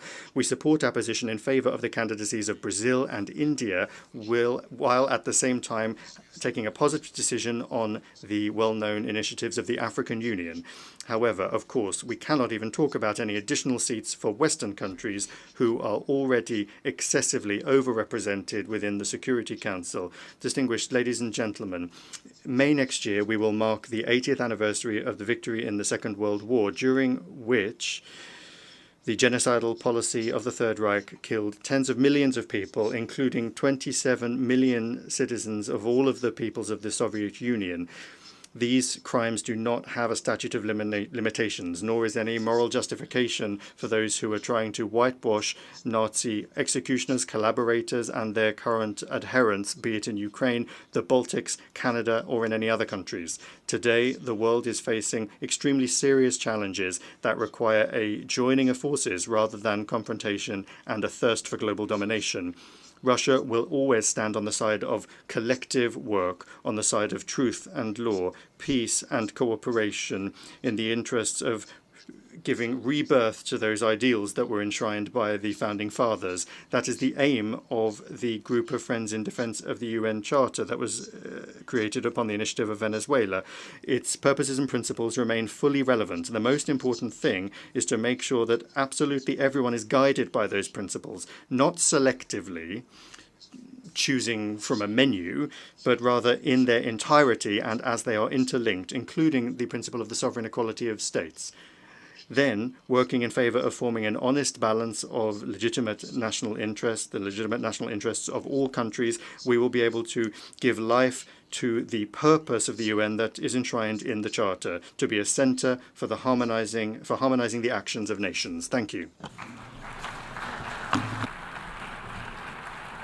I thank the Minister for Foreign Affairs of the Russian Federation.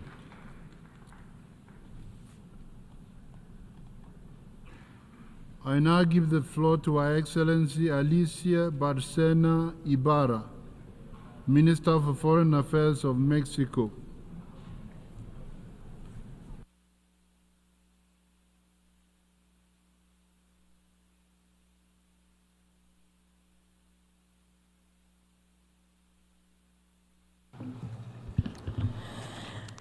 Mr. President, Señor Presidente. President, distinguished delegates, I would like to convey to you the greetings of our President, Andrés Manuel López Obrador. And I'm honored to come back to this General Assembly, where it was my home for many years, to address you now as representative of Mexico.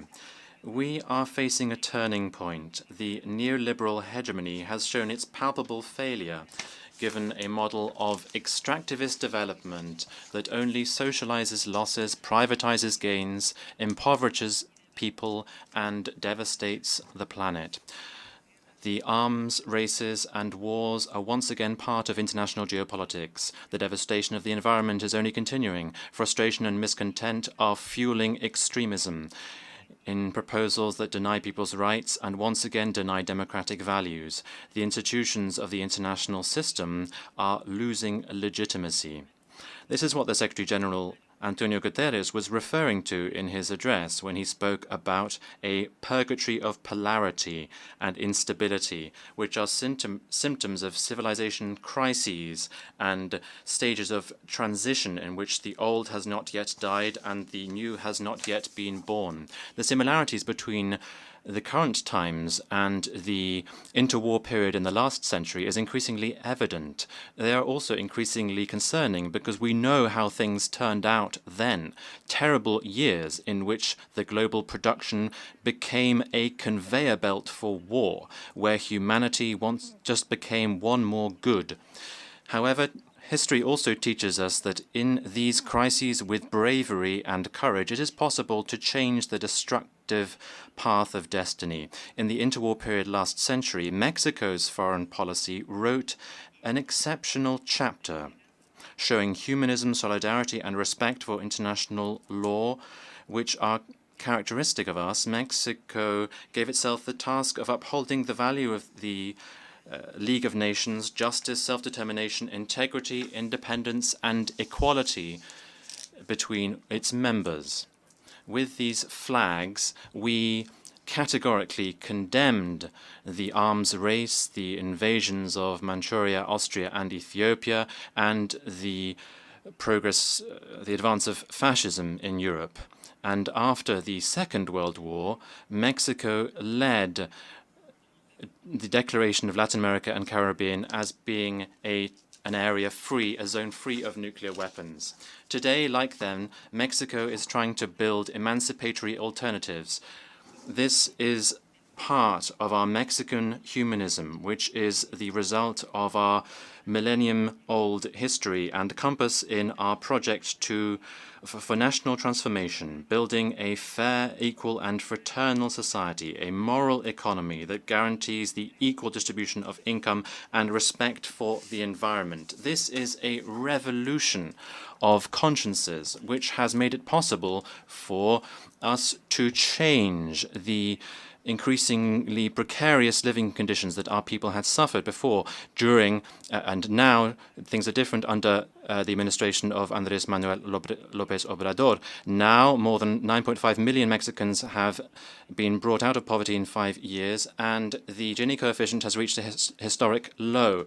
The minimum wage has gone up by 135%, which has dispelled the inflationary myths that of those who wish to maintain the status quo. We've also got rid of tax breaks, strengthening the public coffers and putting an end to corruption and tax evasion and avoidance. All of this has been done against a backdrop of responsible public finances, which has made Mexico a destination for investment. We've also taken unprecedented measures at the constitutional level to recognize the rights of indigenous peoples, to guarantee the equality and political participation of women, and also to leave a clear legacy of social achievements in our constitution, so that nobody can deprive future generations of these things.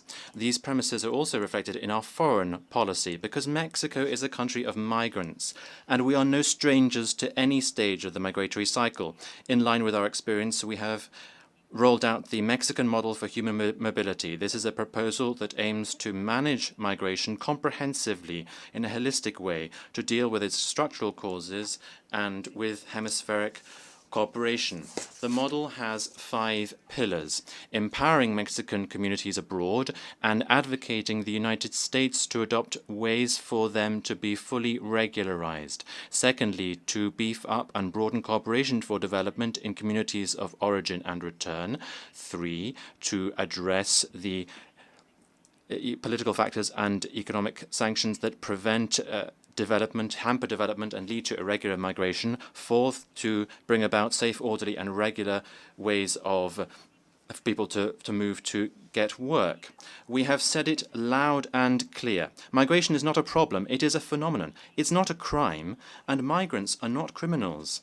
The problem is the factors that lead people to leave their homes and the dangers that they're facing when they don't find legal ways to migrate and practices that criminalize them.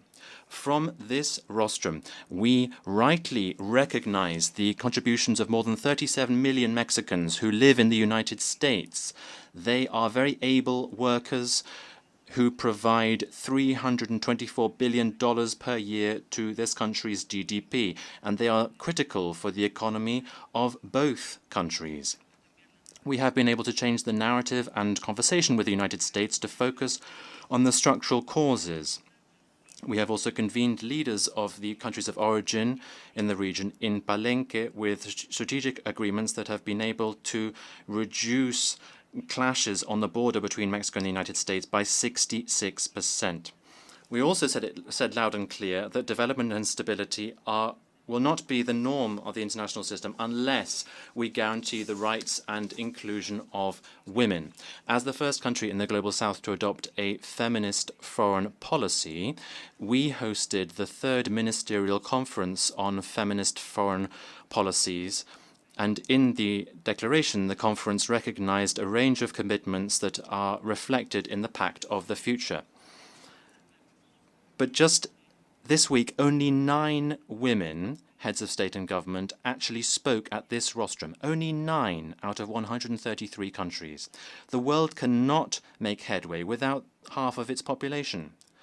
Never again anything about us without us, because the future will be feminist or it will not. As Nicholas Stern said, climate change is the greatest market failure of all time, and it is also the greatest global challenge that we have. The only way to mitigate it is to take collective and simultaneous measures. These require financing, and they require that countries fulfill shared, common but differentiated responsibilities. We reiterate our commitment to the Paris Agreement, the implementation of the Kunming-Montreal framework, and the Biodiversity Convention, and the synergies between the 3 Rio Conventions. We need to restore the integrity of our ecosystems as providers of essential goods and services for the economy and for social well-being, and also for climate stability. We have taken part in the consultative processes of the International Tribunal on the Law of the Sea, ITLOS, the Inter-American Court on Human Rights, and the International Court of Justice on states' responsibility vis-à-vis climate change. We will continue to work to achieve the ratification of the agreement on the conservation of marine biodiversity in areas beyond national jurisdiction, and to maintain the moratorium on mining extraction on the seabed. The security context in the world, friends, is changing enormously. We are alarmed by the growing various threats to international peace and security, particularly the violations of the purposes and principles of the Charter of the United Nations and the increasing risks of a nuclear war, the greatest threat that humanity has ever faced. Against this backdrop, we defend the territorial integrity in all geographical contexts, including in Ukraine and Palestine. We're in favor of a political solution and negotiations that include both parties, Russia and Ukraine. In this regard, we welcome the initiative of Brazil and China on there being a group for peace set up in New York. The war has gone on too long, and it affects us all. We're all losers, apart from the mercenaries of death, apart from those arms companies that are making money out of suffering and the losses of millions of people, children, and the destruction of entire families. Against this concerning backdrop, we need to redouble our efforts to eliminate nuclear weapons. Their devastating effects cannot be contained in space or in time, and that is why they are contrary to international law and the survival of humanity. But firearms are also a source of violence and insecurity throughout the world. Mexico is suffering from the flow of more than 500,000 weapons into its territory every year. They flow in illegally. The arms industry needs to be held accountable for its negligence, and Mexico has turned to the courts with this in mind. We are convinced that the arms industry is a key part of the expansion of this problem, as well as how to solve it. Mexico is well aware of how the illegal flow of weapons is the other side of the coin of the illegal flow of drugs and our organized crime, in particular in our country's northern border. Friends, humanity in Gaza has shown itself to be bankrupt, given the inaction of the international community. More than 70% of the victims of this war have been children, women and children. More than 85% of civilians have had to flee their homes. Most of the people there lack access to food, water, and electricity. That is why we requested to intervene in the case brought by South Africa before the ICJ on the implementation of the International Convention on the application of the Convention on Genocide. And together with Chile, we referred the situation in Palestine to the ICC, and we also sent an amicus brief to the court to highlight the court's jurisdiction. We reject the false dilemma between the sterile violence of terrorism and the disproportionate punishment wrought by governments who are blinded by the double standard. To make the two-state solution a reality, the United Nations resolutions need to be adhered to, as well as the ruling of the ICJ on practices in the occupied Palestinian territory. The institutions and rules underpinning our international system are the last line before barbarism. That is why we categorically condemn the flagrant violations by the current Ecuadorian government of the most basic standards of international coexistence and the principles of the United Nations Charter, with their violent, illegal break-in of our embassy in Quito on the night of the 5th of April, the attack on our diplomats, and the illegal abduction of one person to whom Mexico had given political asylum, who remains a prisoner and who is seriously ill. We reiterate our thanks to the international community for the widespread condemnation of this fact. We cannot forget it or normalize it. Dear friends, we know one thing, which is that the United Nations Security Council needs urgent reform. Mexico proposes eliminating the veto entirely, and until that is not achieved, at least limiting the veto to in cases of genocide, crimes against humanity, and war crimes. Our region, Latin America and the Caribbean, is one of our priorities because the progress of any of our countries means the progress of all. Defending dialogue, stability, democracy, and in so doing, we proposed the peaceful settlement of disputes, and we have been guarantors in the peace process between the government of Colombia and the ELN. And we have hosted 2 cycles of negotiations. We've also hosted talks between the government of Venezuela, the Democratic Unitary Platform, and the United States. Following principles of solidarity, self-determination, and the well-being of people, we will continue to be involved in supporting Haiti in rebuilding its stability and security. We reiterate our condemnation of the economic embargo imposed on Cuba for more than 6 decades. This violates international law, and we believe that Cuba must immediately be taken off the United States list of countries alleged to be sponsors of terrorism. Mexico, honoring its tradition of asylum throughout our history, offers political asylum to people who are threatened with for their lives and freedom. We provide refuge to tens of thousands of asylum applicants and additional protection as a country that opens its doors to those who need it. Dear friends, on the 1st of October, we will inaugurate the administration of the first female president in 200 years of our country, Dr. Claudia Sheinbaum. With her leadership, the humanist government will indeed. Thank you very much. The first woman. With her leadership, the humanist government will deepen efforts to combat poverty and inequality, will focus on well-being in the shared prosperity, because the equality for women has now arrived, and protecting the environment and respecting our national heritage.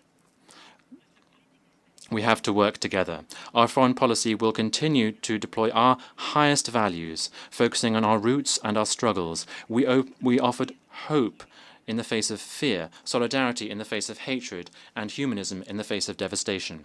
Ours is a world that offers a backdrop that is somewhat dispiriting.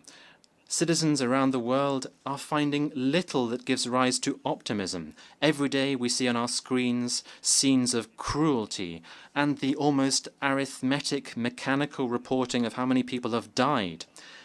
Many people are looking at the United Nations now, at this House, and legitimately looking, given the intelligence that you can see in these rooms, looking for us to to be in line with our promise and to ensure that dialogue and diplomacy can prevail. And rightly, they're frustrated to see that rather than brotherhood, rather than the collective defense of human dignity, rather than applying equal standards in international law, instead of this, factional geopolitical interests are being imposed and shameful double standards. And without any kind of shame, there is this naked empire of force being used, which is another way of saying the obscene concentration of power in the handful of a few who benefit from the status quo, the privileged, and those who find this situation profitable, the misery and blood of so many people, simple externalities that are not reflected in their balance sheets. We, the nations of the world, built this house, the United Nations, to forge a different path. And today we say that in spite of all of its shortcomings, it is this civilizational work that deserves our commitment and, if necessary, reasonable alternatives. These are the foundations that the human family laid down after the two world wars, the tool that we had to use. But today we see it appears to be impotent, inert, faced with the rage of barbarism, helpless given that its mission is being frustrated. We need to sow new seeds of hope, changing governance and architecture, because almost decades on, the world, its challenges and its physiognomy can no longer be recognized in a mirror that obstinately reflects the world of 1945. We need to recover trust in multilateralism and its institutions, in agreement and cooperation, in the belief that in spite of our rich diversity of colors and geographies, we are brothers and sisters belonging to the same community, the same planet, with the same destiny. That is why the Pact of the Future convenes us to renew this commitment, to vanquish fear and mistrust, and to recover legitimacy in this organization to which we belong. In this path, in the building of a fair world, you will always find in Mexico a loyal companion, a committed partner, and a fraternal brother. We need to take ownership of today to build tomorrow. And as José Emilio Pacheco said on the eve of another era in 1968, he said, "One world is falling apart, another world is being born. The darkness surrounds us, but the light is glimmering. Everything," he said, "there is no hope, but there is life, and everything belongs to us." And I would also like to quote Eduardo Galeano, who said, "What if we start to exercise the never-before-proclaimed right to dream? What if we are delirious for a while at the beginning of this millennium, forcing ourselves to look away from the infamy to dream another world, a world where justice and freedom, Siamese sisters condemned to live separately, will once again sit side by side, one where we'll be compatriots and compatriots of all of those who are determined to seek justice, wherever they may have been born, and wherever they may live, or when they may have lived, without any regard being given at all to the borders of the map or time." Thank you. I thank the Minister for Foreign Affairs of Mexico.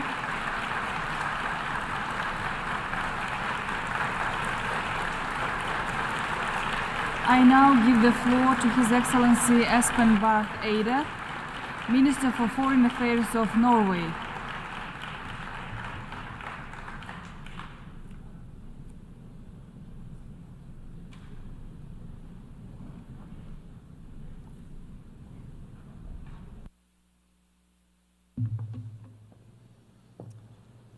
President, Excellencies, ladies and gentlemen, our United Nations was born as the Second World War ended. Shattered by the experiences of two devastating wars with their unspeakable atrocities, wise people came together to write the United Nations Charter and to establish the United Nations Organization. The Charter codifies the key principles of international law, including the prohibition of the use of force, but in self-defense or upon the authority of the Security Council. Effectively, wars of aggression were outlawed. whereas the inherent right to self-defense was reconfirmed. In the Charter, and flowing from it in the years to come, we also established the other key principles that codify international humanitarian law, as well as international human rights law. This is the quintessential set of principles that shall govern international relations. However, our Secretary General was perfectly right when he pointed out that if violations and abuse is allowed to continue with impunity, the very foundations of the UN Charter is under threat. And indeed, they are under threat. President, for the first time in 79 years, we have a major interstate war in Europe. In its war of aggression against Ukraine, Russia is in blatant violation of the very essence of the Charter. It violates the principle of sovereignty, inalienability of borders, and the prohibition of use of force against the territorial integrity and political independence of another member state. These principles safeguard the equality of all states, large and small, always and everywhere, and are fundamental for member states' security. Norway stands by Ukraine. Like so many friends of a free and independent Ukraine, we contribute significant military and civilian assistance, and we are determined to do so as long as it takes. We want Ukraine to prevail. We want peace in Ukraine, but it must be a just peace in line with the key principles of the UN Charter. An unjust peace would imply that we, once again, are living in a world where might makes right and where borders can be changed by force. We must all reject such an outcome. It would set a terrible precedent. My fellow delegates, even wars have rules. International humanitarian law, as embodied in the Geneva Conventions, lays out the key principles of distinction and proportionality. Warring parties are obliged to follow these rules, irrespective of whether the war itself is legal. Every member of this assembly is bound by the Geneva Conventions. They are as much a part of our common commitment to a rules-based order as the Charter itself. The principles under international humanitarian law are obligatory, not optional. For the rules to work, we have to be consistent in their application. We must treat similar cases similarly, irrespective of the context. We must speak out if our adversaries violate these rules. It is equally important that we speak out if our traditional friends violate them. In fact, it is in the latter case that we demonstrate that we do see these rules as universal. President, almost a year has passed since Hamas's heinous terror attack on Israel on October 7. Its effect on Israeli society can hardly be overestimated. We condemn these horrific acts in the strongest possible terms. The hostages that are still in Hamas captivity must be released immediately and without conditions. There is no doubt in our mind that Israel, like any other state, has a right to defend itself against terrorism. At the same time, Israel, like any other state, is bound by international humanitarian law. The immense suffering inflicted on the Palestinian population in Gaza is beyond comparison. Much of Gaza has been turned into rubble. At least 41,000 people have been killed, and many more are injured and maimed for life. I echo the Secretary General when he says that nothing can justify such collective punishment. Norway was among the very first Western countries to call for a ceasefire in Gaza. We have condemned the violations of international humanitarian law. We have expressed great concern about the severe limitations of humanitarian access and the shocking number of UN staff, aid workers, and journalists killed. We stood on UNRWA's side when it was subjected to a smear and defamation. While so many countries suspended their funding, we increased ours, and we reached out to co-donors to encourage them to return. I'm pleased to see that almost all donors are now back. President, the Middle East is going through one of its darkest hours. In the West Bank, illegal Israeli settlements are expanding at an alarming pace. Settler violence is rampant. And as we have gathered here at the UN this very week, Lebanon has seen its deadliest days in decades. We are at the brink of a major regional war. Even neighboring countries that long ago entered into peace agreements with Israel are under immense pressure. The situation is worsening by the hour. And make no mistakes, the conflicts in the region are deeply intertwined. Yesterday, Prime Minister Benjamin Netanyahu addressed this assembly. His core message was that we all have to choose.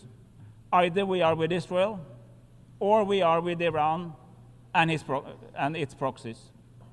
He also stated that there could only be peace once Hezbollah and Hamas were totally defeated. President, we have seen this film before. I didn't like the ending.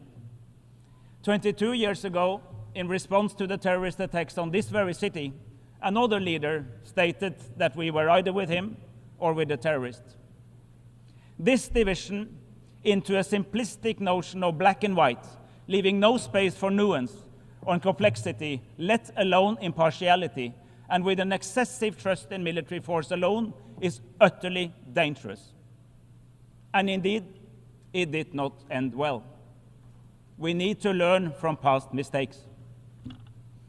However, President, in every crisis lies an opportunity.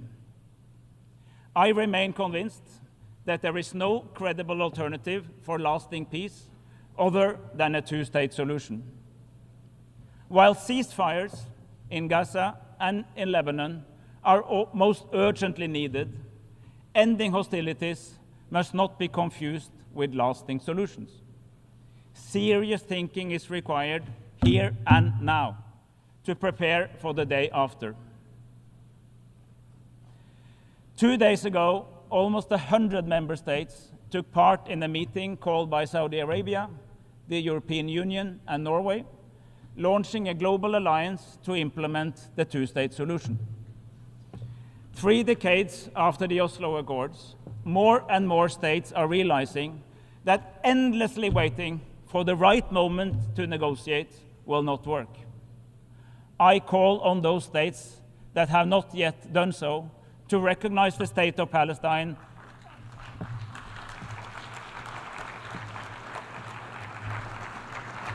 and to allow it to become a full member of this organization.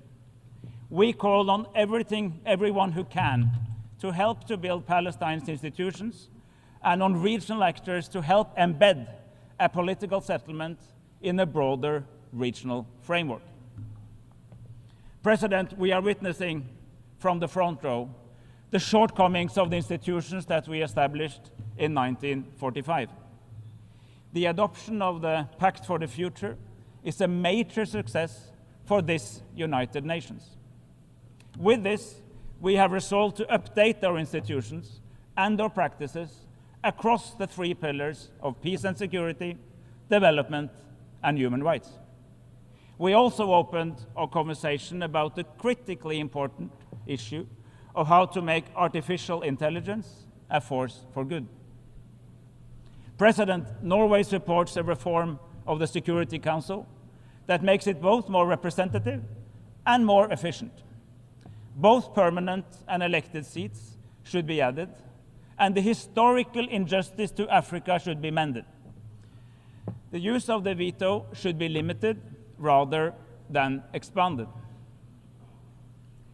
When the UN Charter was drafted, Norway was an early proponent of the principle that no state should vote in its own case. And indeed, this principle is enshrined in the Charter in Article 27.3. This principle is, however, repeatedly ignored by the Security Council. But again, this principle is an obligation. It is not an option. To make our development efforts more efficient, we need to reform the international financial architecture. And in order to enhance the ability of states to provide essential services to their populations, it must be possible for them to tax their citizens and their companies. Norway will continue to be a driving force for international tax cooperation, including by supporting a UN framework convention. Central to the Pact of the Future are robust commitments to gender equality and women's rights. Inclusion must be at the forefront, not because it is the right thing to do, but because it is the smart thing to do. We need equitable societies. We must build more effective and accountable institutions, including in this very organization. President, the triple planetary crisis is mankind's most daunting challenge.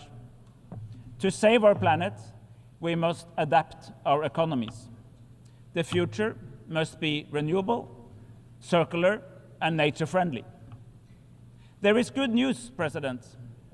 Despite increasing political divides, the last few years have seen that multilateralism can deliver when it comes to the relationship between us as mankind and our physical environment. In Dubai, we agreed to transition away from fossil fuels in a just, orderly, and equitable manner.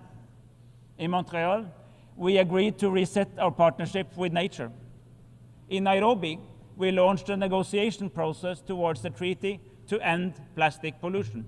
And here in New York, we agreed to take better care of our common oceans. What is true for all these agreements and the Pact for the Future alike, however, is that the real verdict lies in our ability to implement them. We must act. We must act now. President, as we approach the 80th anniversary of this United Nations, we must step up our efforts to develop this organization so as to make it more transparent, more inclusive, and more representative of the world we live in today. Norway fully supports the integrity and independence of the Secretary General and his reform agenda. Reform will not be achieved through micromanagement. We, the member states, must provide the Secretary General with input and guidance. But we must also show trust and allocate resources to enable him to lead. When a new Secretary General shall be elected, we must ensure that she has the tools she needs to help us strategically deliver on the noble goals we have agreed upon. I thank you for your attention. I thank the Minister for Foreign Affairs of Norway.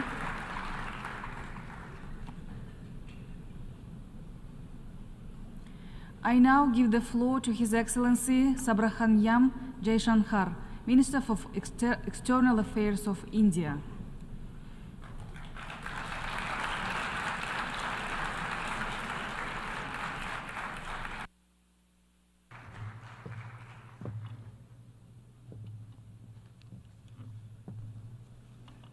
Madam President, Excellencies, distinguished members of the General Assembly, greetings and namaskar from 1.4 billion people of Bharat.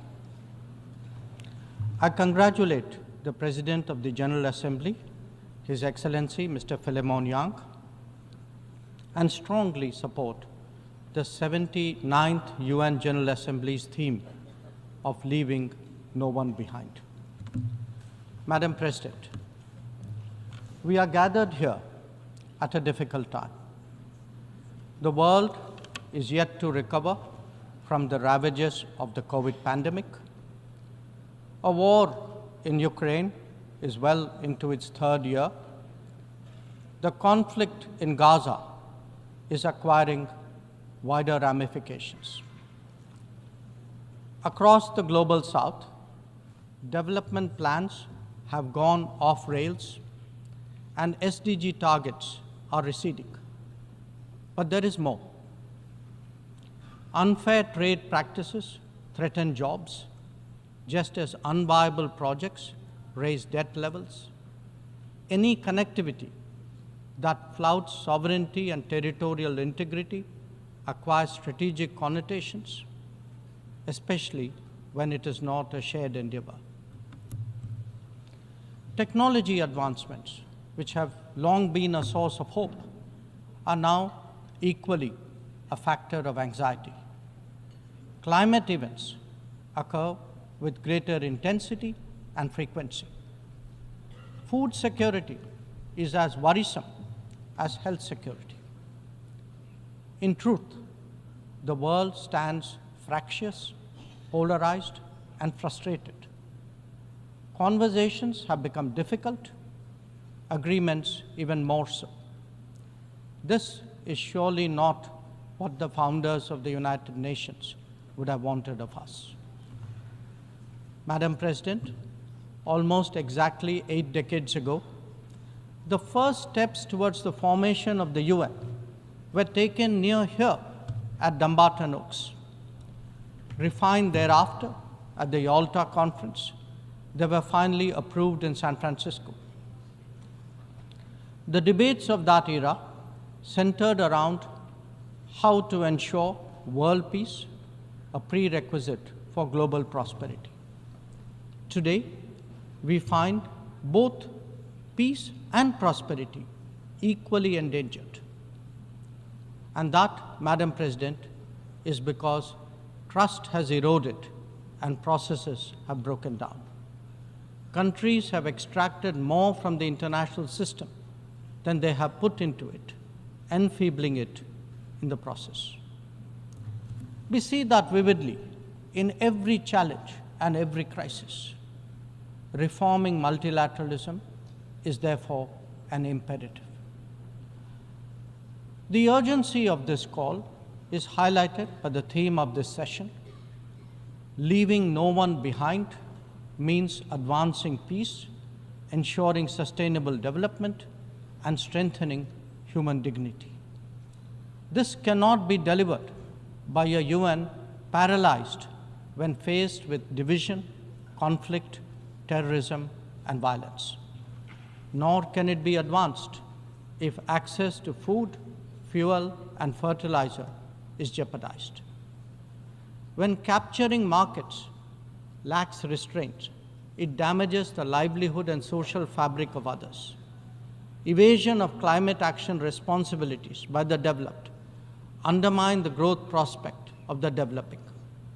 Indeed, when resource crunch limits the very pursuit of SDG targets, it is not just economies, but human dignity itself that is imperiled. If the world is in such a state, this body must ask itself, how has this come to pass? The problems arise from a combination of structural shortcomings, political calculations, naked self-interest, and yes, disregard for those left behind. It is natural to feel overwhelmed by what we confront now. After all, there are so many dimensions, different moving parts, issues of the day, and the changing landscape. But every change must begin somewhere, and there is no better place than where it all started. We, the members of the United Nations, must now seriously and purposefully address ourselves to that task. Not because it is a competition for influence or a squabble for positions, but because if we carry on like this, the state of the world is only going to get worse. And that could mean that more of us are going to be left behind. Madam President, as the world contemplates these concerns, India has sought to respond in a variety of ways. First, by focusing on the issues of the vulnerable, women, farmers, and youth, and fashioning targeted policies and initiatives for their betterment. Assured access to piped water, to electricity, to cooking gas, and new homes are changing millions of lives. The gender gap has started to close, be it in health, in education, or in the workplace. Our food producers, thrice a year, get financial support at the click of a button. And a third-term government has made skilling of the youth its key priority. Second, by expanding opportunities for employment and for entrepreneurship, including through stronger training and large-scale financial incentives. 495 million mudra loans have been given to small businesses in the last decade. 67% of them are to women. Equally telling, 6.56 million street vendors have availed of 8.85 million Swanidhi loans. This is just in the last 4 years. 45% of the beneficiaries are again women. Third, by creating templates that are replicable elsewhere. It could be digital delivery or enhancing the quality of governance and public services, as indeed making medicines and health facilities accessible and affordable. A digital public infrastructure and a people's pharmacy are today examples of what India can readily offer to the world. It is also an alternative vision where technology is used to empower, not to dominate. Fourth, by encouraging the Global South to voice its shared concerns and come together. To that end, we have convened 3 Global South summits, the most recent in August of 2024. And fifth, by contributing to the well-being of the global commons and responding to the pressing needs of those in distress.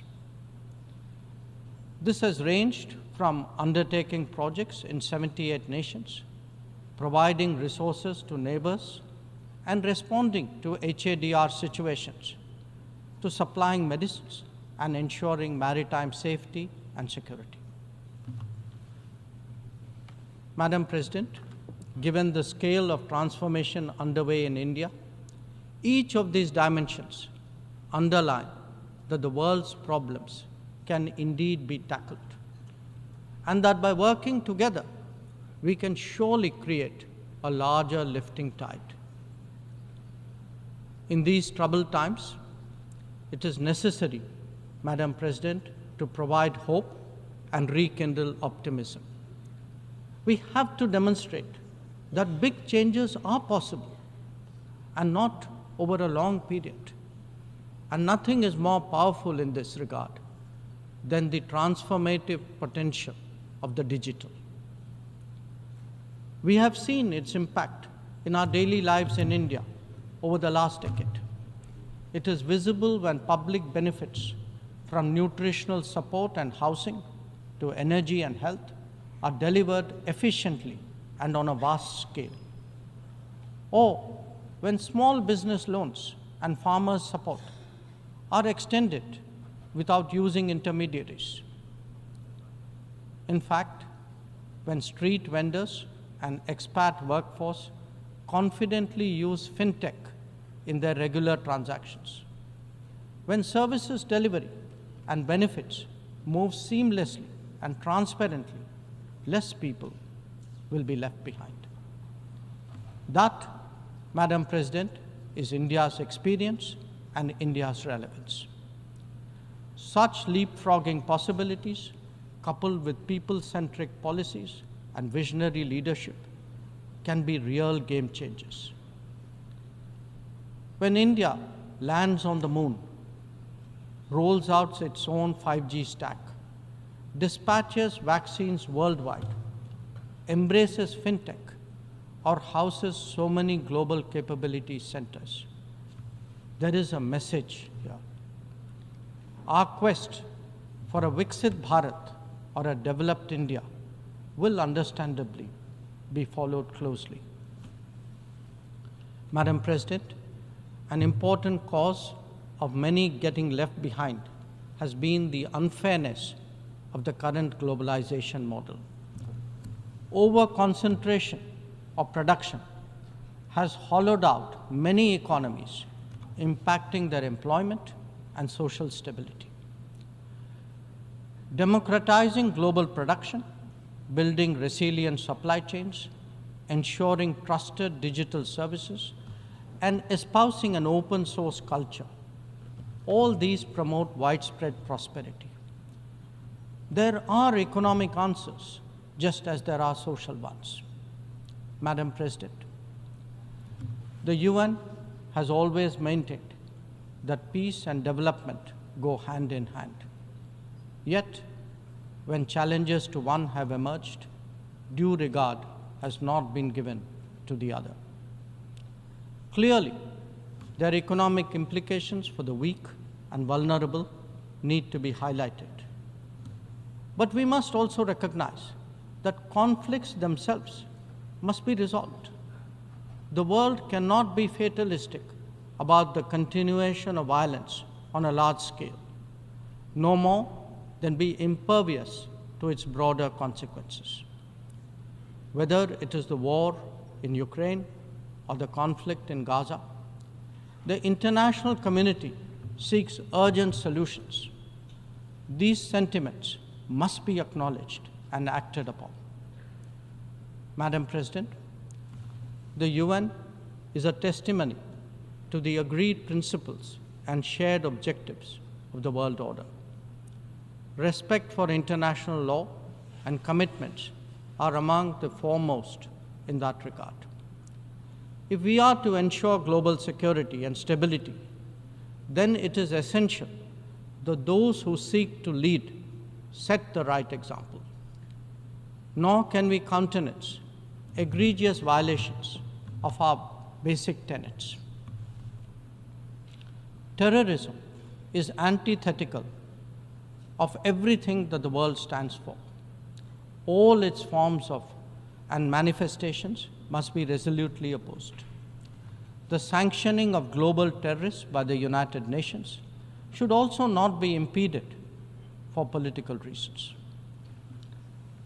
Madam President, many countries get left behind due to circumstances beyond their control. But some make conscious choices with disastrous consequences. A premier example is our neighbor, Pakistan. Unfortunately, their misdeeds affect others as well, especially the neighborhood. When this polity instills such fanaticism among its people, its GDP can only be measured in terms of radicalization and its exports in the form of terrorism. Today, we see the ills it sought to visit on others consume its own society. It can't blame the world. This is only karma. Madam President, a dysfunctional nation coveting the lands of others must be exposed and must be countered. We heard some bizarre assertions from it at this very forum yesterday. So let me make India's position perfectly clear. Pakistan's cross-border terrorism policy will never succeed, and it can have no expectation of impunity. On the contrary, actions will certainly have consequences. The issue to be resolved between us is now only the vacation of illegally occupied Indian territory by Pakistan, and of course, the abandonment of Pakistan's long-standing attachment to terrorism. Madam President, the global order is inherently pluralistic and diverse. The UN began with 51 members. We are now 193. The world has changed profoundly, and so have its concerns and its opportunities. But to address both, and indeed to strengthen the order itself, it is essential that the UN be the central platform for finding common ground. And that it certainly cannot be by remaining anachronistic. Large parts of the world cannot be left behind when it comes to deciding the key issues of our times. An effective and efficient UN, a more representative UN, and a UN fit for purpose in the contemporary era is essential. Let us therefore send out a clear message from this UNGA session. We are determined not to be left behind. By coming together, sharing experiences, pooling resources, and strengthening our resolve, we can change the world for the better. I thank you, Madam President. I thank the Minister for External Affairs of India.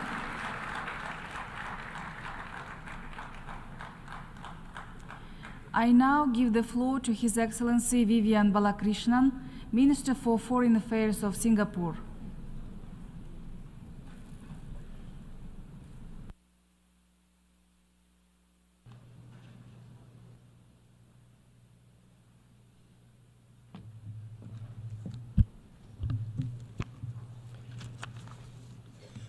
Madam President, Your Excellencies, I bring you greetings from a tiny island city-state in the heart of Southeast Asia called Singapore. I think we must be one of the smallest who now qualifies as a member of the United Nations for the past 59 years. I would like to congratulate His Excellency Philemon Yang on assuming the presidency of the 79th session of the General Assembly, and I also commend His Excellency Dennis Francis for his stellar leadership during the 78th session. The world is in an acutely dangerous phase, and civilians in multiple trouble spots are paying a horrendous price. The risk of miscalculation and escalation have sharply increased, most notably in the Middle East, Ukraine, and Sudan. The loss of so many innocent lives is heartbreaking, and the lack of trust amongst the major powers and the resulting deficit of global leadership makes it very difficult to find effective, peaceful solutions to all these ongoing conflicts. We are approaching the 80th anniversary of the founding of the United Nations, and we must double down on our commitment to a rules-based multilateral system on almost every issue confronting the world, from peace and security to climate change, from the ocean to outer space, from poverty to food insecurity. A reformed United Nations is absolutely essential for global solutions. The UN remains the only neutral and universal platform for dialogue and cooperation amongst all nations. And the Summit of the Future was a very significant milestone for the UN and our multilateral system. The adoption of the Pact for the Future offers the hope that nations can reach agreement given wise leadership and political will. And the pact begins the journey to transform our multilateral system and to maintain the salience of the United Nations. We must accelerate the implementation of the Sustainable Development Goals, reinvigorate international cooperation, and transform global governance. And that's why Singapore has always been a staunch supporter of the Summit of the Future. And we stand ready to work with our friends to implement the pact. I would like to highlight 3 points. First, we must return to the basics by reinforcing the foundational role of the United Nations in maintaining international peace and security. That is the raison d'etre for the UN. We must restore respect for the rule of law and the UN Charter. This has underpinned global peace and security for the last 80 years. We cannot allow recent violations of international law to become normalized. The ongoing war in Ukraine exemplifies a flagrant violation of international law and the UN Charter. The invasion of one country by another under the pretext of historical errors and grievances cannot be justified by any means. Article 2 of the UN Charter is categorical. All members shall refrain from the threat or the use of force against territorial integrity. And it's also worth recalling that that's why the preamble of Security Council Resolution 242, passed in 1967, also contains or refers to the, quote, inadmissibility of the acquisition of territory by war, unquote. If we allow the notion that might is right to prevail, the world will become a very dangerous place, especially for small states. And that's why Singapore and other small states have to consistently stand for compliance with, by all member states, with international law and the UN Charter. We, as a small state, have no interest in taking sides or getting embroiled in great power rivalry. We do not want to become an arena for proxy wars. We simply aim to defend our sovereignty, to exercise our autonomy, and to chart our own futures. Our people deserve that. And that's why small states like Singapore have always been ardent advocates for international law and the UN Charter. For small states, multilateralism and international law is not an option. It is, in fact, an existential necessity. Last week, Singapore, in collaboration with the International Peace Institute, launched a report on small states and transforming global governance. The report that was prepared by the IPI and the Rajaratnam School of International Studies in Singapore highlights the priorities and the perspectives of small states. We hope that this report will catalyze further discussions on strengthening and transforming the UN and the multilateral system.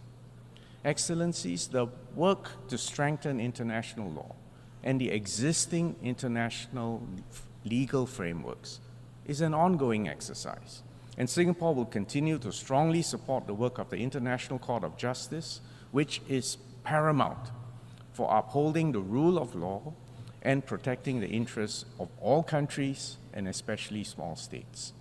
The UN Convention on the Law of the Sea, UNCLOS, is absolutely crucial, and especially for an island city-state like Singapore, totally dependent on trade.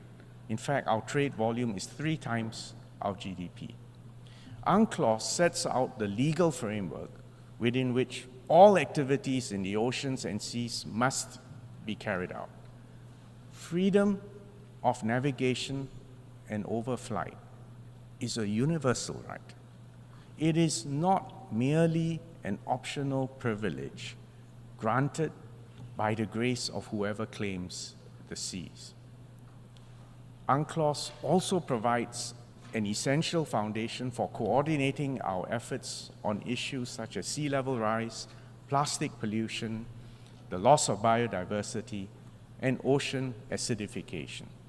As we celebrate the 30th anniversary of the entry into force of UNCLOS this year, we call on all countries that have not yet done so to ratify UNCLOS, and to do so as soon as possible.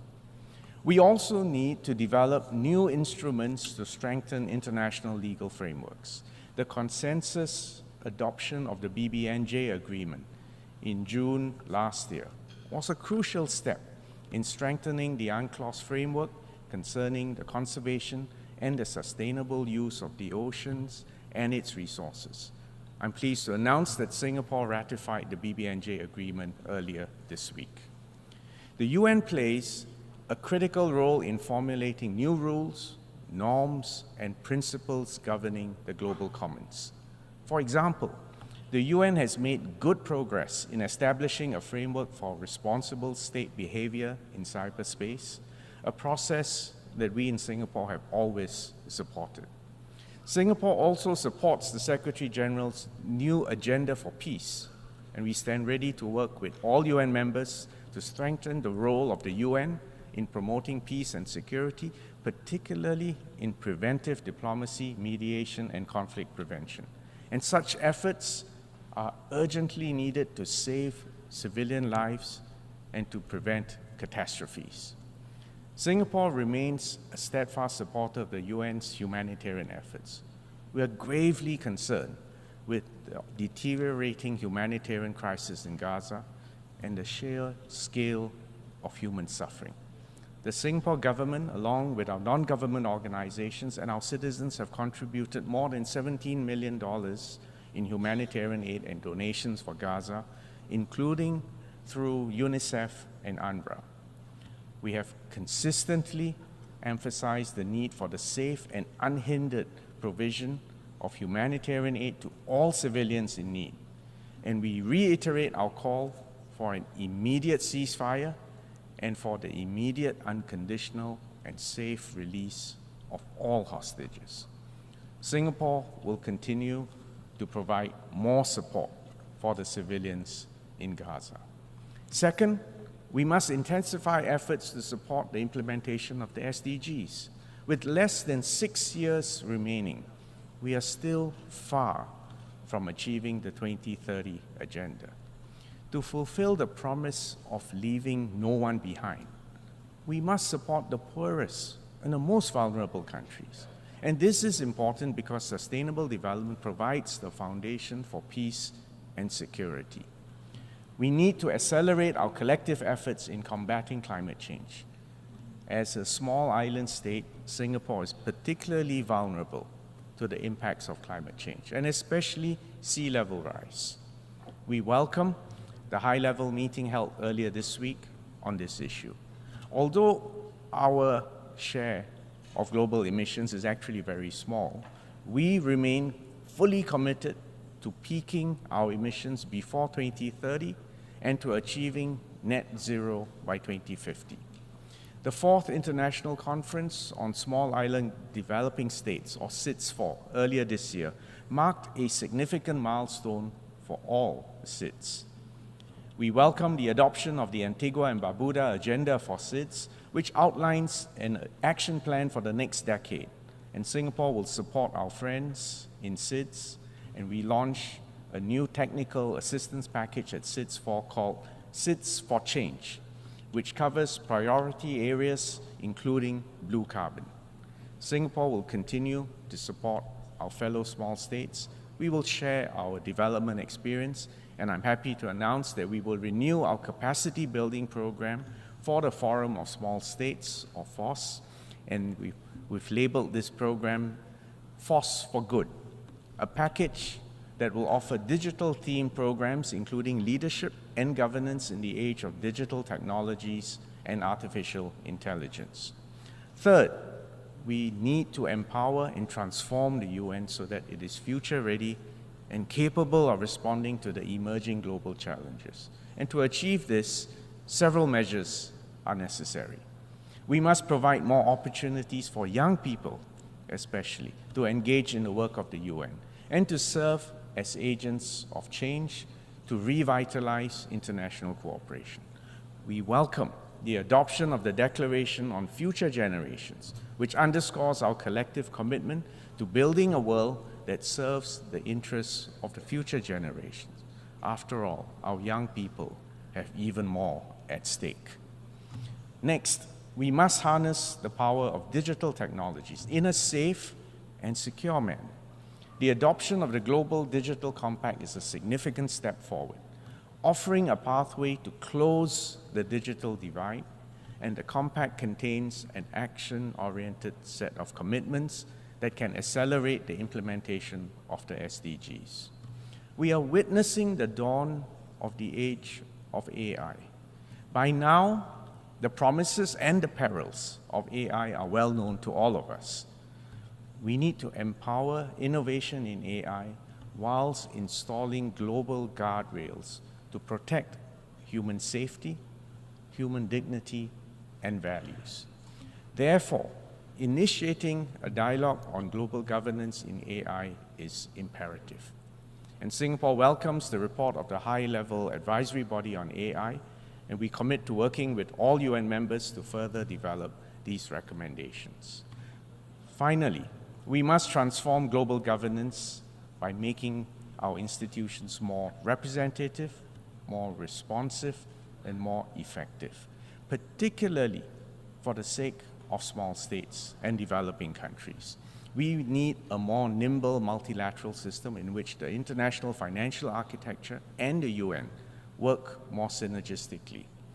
Equally important is the need to reform the UN itself to make it more efficient, effective, and responsive.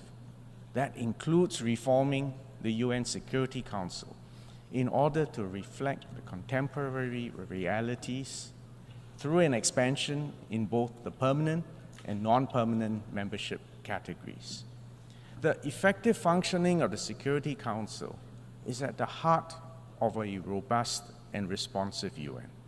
The 5 permanent members of the Security Council have a special responsibility that accompanies their privilege, and they must demonstrate leadership by cooperating to maintain international peace and security. The veto initiative has made the use of the veto more accountable by making the permanent members answerable to all of us in the General Assembly every time they cast a veto.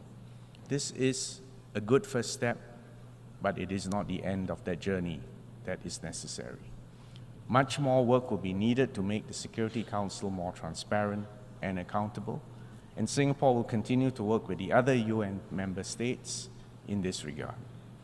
Madam President, Excellencies, the world is traversing an acutely dangerous period of geopolitical tension.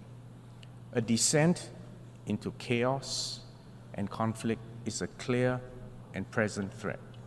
In this moment of uncertainty, all countries, big and small, have a responsibility to work together to preserve the peace and to save lives.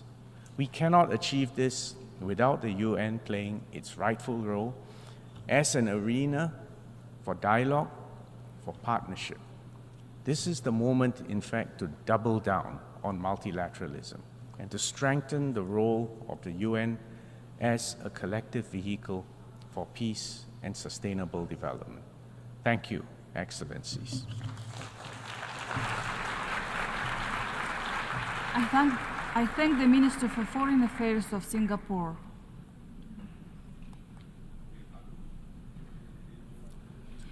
I now give the floor to His Excellency Bruno Eduardo Rodriguez Parilla, Minister for Foreign Affairs of Cuba.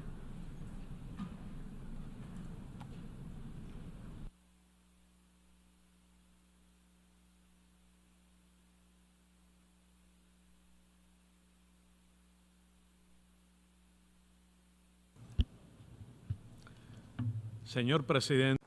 President, Secretary General, I dedicate these first words to reiterate Cuba's solidarity and support to the brotherly people of Palestine, victim of more than 75 years of colonial occupation, flagrant violations to their legitimate rights as a nation, submitted to cruelty, aggression, collective punishment, and apartheid.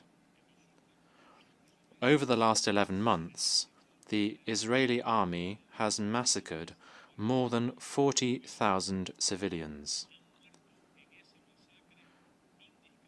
In that indiscriminate and disproportionate massacre, this has killed more boys and girls than men and women. They die with the complicity and weapons contributed by the government of the United States, with the complicit silence of others. We pay tribute to the more than 220 aid workers of this organization who have also been killed. Cuba's position is clear and unequivocal. President Miguel Díaz-Canel Bermúdez has said, and I quote, "History will not forgive the indifferent, and we will not be among them. The genocide against the Palestinian people must end unconditionally and without further delay." Israel, with the complicity of the United States, has brought the world to the brink of a major world conflict. The irresponsible aggression